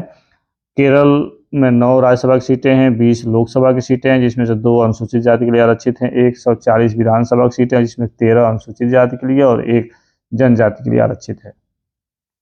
असम 7 राज्यसभा की सीटें हैं, 14 लोकसभा की सीटें हैं, 1 अनुसूचित जाति के लिए आरक्षित है, 2 जनजाति के लिए आरक्षित है। 126 विधानसभा की सीटें हैं, 8 अनुसूचित जाति के लिए आरक्षित है, 16 जनजाति के लिए आरक्षित है। झारखंड में 6 राज्यसभा की सीटें हैं, 14 लोकसभा की सीटें हैं, 1 अनुसूचित जाति के लिए, 5 अनुसूचित जनजाति के लिए आरक्षित है। 81 विधानसभा की सीटें हैं और कोई आरक्षण यहाँ नहीं है। पंजाब में 7 राज्यसभा की सीटें हैं, 13 लोकसभा की सीटें हैं, जिसमें 4 अनुसूचित जाति के लिए आरक्षित है और 117 विधानसभा की सीटें हैं, जिसमें से 29 अनुसूचित जाति के लिए आरक्षित है। हरियाणा में 5 राज्यसभा की सीटें हैं, 10 लोकसभा की सीटें हैं, 2 अनुसूचित जाति के लिए आरक्षित है। 90 विधानसभा की सीटें हैं, 17 अनुसूचित जाति के लिए आरक्षित है। जम्मू कश्मीर 4 राज्यसभा की सीटें हैं, 5 लोकसभा की सीटें हैं और उसके बाद विधानसभा की सीटें 83 है, जिसमें 6 अनुसूचित जाति के लिए आरक्षित है। उत्तराखंड 3 राज्यसभा की सीटें हैं, 5 लोकसभा की सीटें हैं, जिसमें से 1 अनुसूचित जाति के लिए आरक्षित है। 70 विधानसभा की सीटें हैं। हिमाचल प्रदेश 3 राज्यसभा की सीटें हैं, 4 लोकसभा की सीटें हैं, 1 अनुसूचित जाति के लिए आरक्षित है। 68 विधानसभा की सीटें हैं, जिसमें से 10 अनुसूचित जाति के लिए आरक्षित हैं और 3 अनुसूचित जनजाति के लिए। त्रिपुरा 1 सीट राज्यसभा की है, 2 सीट लोकसभा की है, 1 जो है उसमें से अनुसूचित जनजाति के लिए आरक्षित है। 60 विधानसभा की हैं, जिसमें से 7 अनुसूचित जाति के लिए और 17 अनुसूचित जनजाति के लिए आरक्षित हैं। अरुणाचल प्रदेश 1 राज्यसभा की सीटें हैं, 2 लोकसभा की सीटें हैं, 60 विधानसभा की सीटें हैं, जिसमें से 39 जनजाति के लिए आरक्षित है। गोवा 1 सीट राज्यसभा की है, 2 सीट लोकसभा की है और विधानसभा की 40 सीटें हैं, जिसमें से 1 सीट अनुसूचित जाति के लिए आरक्षित है। मेघालय 1 सीट राज्यसभा की है, 2 लोकसभा की है और दोनों जो सीटें अनुसूचित जनजाति के लिए आरक्षित हैं। 60 विधानसभा की सीटें हैं, जिसमें से 59 अनुसूचित जनजाति के लिए आरक्षित है। मणिपुर 1 राज्यसभा की सीट है, 2 लोकसभा की सीट है, 1 जो उसमें से है वो जनजाति के लिए आरक्षित है। 60 विधानसभा की सीट है, जिसमें से 19 जनजाति के लिए आरक्षित है। मिजोरम 1 सीट राज्यसभा की है, 1 सीट लोकसभा की है, वो जो 1 सीट है वो जनजाति के लिए आरक्षित है। 40 विधानसभा की सीट है, जिसमें 39 जनजाति के लिए आरक्षित है। नागालैंड 1 सीट राज्यसभा की है, 1 सीट लोकसभा की है, 60 सीट विधानसभा की, जिसमें 59 सीटें जनजाति के लिए अनुसूचित जनजाति के लिए आरक्षित है। सिक्किम 1 सीट राज्यसभा की है, 1 सीट लोकसभा की है और इस विधानसभा की 32 सीटें हैं, जिसमें से 2 अनुसूचित जाति के लिए और 12 अनुसूचित जनजाति के लिए आरक्षित है। दिल्ली में 3 राज्यसभा की सीटें हैं, 7 लोकसभा की सीटें हैं, जिसमें से 1 अनुसूचित जाति के लिए आरक्षित है। 70 विधानसभा है। पुडुचेरी 1 राज्यसभा है, 1 लोकसभा है और 30 विधानसभा है, जिसमें से 5 अनुसूचित जाति के लिए आरक्षित है। लद्दाख 1 कोई राज्यसभा की सीटें नहीं है और यहाँ लोकसभा की सीट 1 है। लक्षद्वीप यहाँ कोई राज्यसभा की सीट नहीं है, 1 जो सीट है वो लोकसभा की है और वो भी अनुसूचित जनजाति के लिए आरक्षित है। दादर व नगर हवेली तथा दमन व दीव में 2 सीटें, अंडमान निकोबार तथा चंडीगढ़ में से प्रत्येक में 1 लोकसभा सीट है। कुल 4, कुल योग 233 राज्यसभा में, 543 लोकसभा में और विधानसभा में 4116 सीटें हैं। सर्वाधिक राज्यसभा सीटों वाले 5 राज्य अवरोही क्रम में मतलब घटते क्रम में: उत्तर प्रदेश 31, महाराष्ट्र 19, तमिलनाडु 18, पश्चिम बंगाल 16 और बिहार 16। सर्वाधिक लोकसभा सीटों वाले 5 राज्य अवरोही क्रम में मतलब घटते क्रम में, तो उत्तर प्रदेश 80, महाराष्ट्र 48, पश्चिम बंगाल 42, बिहार 40, तमिलनाडु 39। सर्वाधिक विधानसभा सीटों वाले 5 राज्य अवरोही क्रम में: उत्तर प्रदेश 403, पश्चिम बंगाल 294, महाराष्ट्र 288, बिहार 243, तमिलनाडु 234। विभिन्न राज्यों की विधान परिषदों की सदस्य संख्या और वही क्रम में उत्तर प्रदेश 100, महाराष्ट्र 78, बिहार 75, कर्नाटक 75, आंध्र प्रदेश 58, तेलंगाना 43। समान सीटों वाली विधानसभा हरियाणा एवं छत्तीसगढ़ में 90 सीटें, मणिपुर, मेघालय, नागालैंड, त्रिपुरा और अरुणाचल प्रदेश में 60 सीटें, गोवा और मिजोरम में 40 सीटें। जम्मू कश्मीर विधानसभा में कुल सीटों की संख्या 114 है, जिसमें से 14 सीटें पाकिस्तान अधिकृत कश्मीर पीओके के लिए रिक्त रखी गई हैं। इसलिए वर्तमान में जम्मू कश्मीर विधानसभा के कुल निर्वाचन योग्य सीटों की संख्या 90 है। विभिन्न राज्यों के विधान परिषदों की सदस्य संख्या और वही क्रम में उत्तर प्रदेश में 100, महाराष्ट्र में 78, बिहार में 75, कर्नाटक में 75, आंध्र प्रदेश में 58, तेलंगाना में 43। भारत का सबसे कम पंजीकृत मतदाताओं की संख्या वाली संसदीय क्षेत्र है बनेज, जूनागढ़ संसदीय क्षेत्र राजस्थान में है। सबसे अधिक पंजीकृत मतदाताओं की संख्या वाला संसदीय क्षेत्र उन्नाव उत्तर प्रदेश। सबसे छोटा संसदीय क्षेत्र है लक्षद्वीप। क्षेत्रफल की दृष्टि से सबसे बड़ा संसदीय क्षेत्र है लद्दाख 3029 किमी में। और अब तक भारत में 3 बार संसद की संयुक्त बैठक आयोजित हो चुकी है। प्रथम बैठक दहेज प्रतिबंध विधेयक 1959 के लिए, तत्कालीन प्रधानमंत्री थे जवाहरलाल नेहरू। द्वितीय बैठक हुई बैंकिंग सेवा आयोग विधेयक 1977, मोरारजी देसाई प्रधानमंत्री थे। तृतीय बैठक आतंक निवारक अध्यादेश पोटा 2002, उस समय जो प्रधानमंत्री थे अटल बिहारी वाजपेयी। संविधान सभा से संबंधित महत्वपूर्ण तथ्य। संविधान सभा का चिन्ह क्या है? तो हाथी। संविधान सभा के सचिव HVR अयंगर। संविधान सभा मुख्य प्रारूपकार SN मुखर्जी। संविधान के सुलेखक प्रेम बिहारी रायजादा। संविधान के मूल संस्करण का हिंदी सुलेखन बसंत कृष्ण वैद्य। और संविधान के मूल संस्करण का सौंदर्यीकरण नंदलाल बोस एवं VR सिन्हा। वेतन आयोग पे कमीशन। प्रथम वेतन आयोग अध्यक्ष थे श्रीनिवास वरदाचार्य। नियुक्ति वर्ष 1946 और रिपोर्ट प्रस्तुत हुआ 1947। द्वितीय वेतन आयोग जगन्नाथ दास अध्यक्ष थे और 1957 में नियुक्ति वर्ष है और रिपोर्ट प्रस्तुत वर्ष क्या है? 1959। तृतीय वेतन आयोग रघुवीर दयाल 1970, 1973। चतुर्थ वेतन आयोग PN सिंघल 1983, 1986। पंचम वेतन आयोग S रत्नावेल पंडियन 1994, 1997। छठा वेतन आयोग जस्टिस VN श्रीकृष्णा 2006, 2008। सातवां वेतन आयोग अशोक कुमार माथुर 2014, रिपोर्ट प्रस्तुति वर्ष 2015। इसके बाद भारत के प्रमुख पदाधिकारी एक दृष्टि में निर्वाचक मंडल द्वारा निर्वाचित पदाधिकारी राष्ट्रपति अनुच्छेद 52, निर्वाचन संबंधी अनुच्छेद 54, न्यूनतम आयु 35। शपथ ग्रहण कौन करवाता है? तो सुप्रीम कोर्ट का मुख्य न्यायाधीश। और त्याग पत्र किसे संबोधित करता है? तो उपराष्ट्रपति को। उपराष्ट्रपति अनुच्छेद 63, निर्वाचन संबंधी अनुच्छेद है 66, न्यूनतम आयु 35। शपथ ग्रहण कौन करवाता है? तो राष्ट्रपति। और त्याग पत्र किसे संबोधित करता है? तो राष्ट्रपति को। इसके बाद अन्य पदाधिकारी जो है राष्ट्र के निर्वाचक मंडल में राज्यसभा, लोकसभा और राज्यों की विधानसभा के निर्वाचित सदस्य शामिल होते हैं, जबकि उपराष्ट्रपति के निर्वाचक मंडल में केवल संसद के दोनों सदनों के निर्वाचित सदस्य शामिल होते हैं। अब इसमें देख लेते हैं लोकसभा अध्यक्ष संबंधित अनुच्छेद 89, निर्वाचन से संबंधित अनुच्छेद 93, न्यूनतम आयु 25। निर्वाचन और चयन लोकसभा सदस्यों द्वारा मतदान की शपथ ग्रहण और शपथ ग्रहण लोकसभा सदस्य के रूप में पहले। त्यागपत्र उपाध्यक्ष को। लोकसभा उपाध्यक्ष इनका निर्वाचन 93, अनुच्छेद 93 के तहत। न्यूनतम आयु होना चाहिए 25 वर्ष। लोकसभा सदस्यों द्वारा मतदान शपथ ग्रहण और शपथ ग्रहण लोकसभा सदस्य के रूप में पहले ही। त्यागपत्र अध्यक्ष को देंगे। लोकसभा सदस्य न्यूनतम 25 वर्ष होना चाहिए आयु और जनता द्वारा प्रत्यक्ष चुनाव होता है और ये राष्ट्रपति के द्वारा इनको शपथ दिलाया जाता है। और उपसभापति न्यूनतम जो आयु है 30 होना चाहिए। राज्यसभा सदस्य के रूप में पहले ही शपथ ग्रहण और राज्यसभा सदस्य के रूप में शपथ होता है। सभापति को त्यागपत्र देते हैं। राज्यसभा सदस्य अनुच्छेद 80, न्यूनतम आयु 30 वर्ष। राज्य विधानसभाओं के सदस्यों द्वारा मतदान होता है। राज्यसभा के सभापति अथवा उपसभापति के द्वारा शपथ होता है और सभापति को त्याग पत्र देते हैं। मुख्यमंत्री अनुच्छेद जो इनका चयन निर्वाचन का अनुच्छेद है वो 64 है। न्यूनतम 25 वर्ष आयु होना चाहिए। राज्यपाल द्वारा नियुक्ति होती है इनकी और राज्यपाल के द्वारा शपथ होता है और राज्यपाल को ही त्याग पत्र देते हैं। विधानसभा सदस्य इनका जो निर्वाचन है अनुच्छेद 170 के तहत होता है। न्यूनतम 25 आयु होनी चाहिए इनकी और जनता द्वारा प्रत्यक्ष निर्वाचन होता है विधानसभा सदस्य का। और राज्यपाल अध्यक्ष को ये शपथ होता है उसके द्वारा। विधानसभा को ये त्याग पत्र इनका होता है विधानसभा प्रति।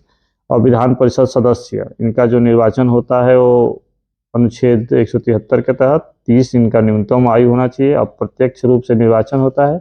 राज्यपाल के द्वारा शपथ होता है। सभापति को त्याग पत्र देते हैं। उपयुक्त सभी पदों में अधिकतम आयु निश्चित नहीं की गई है।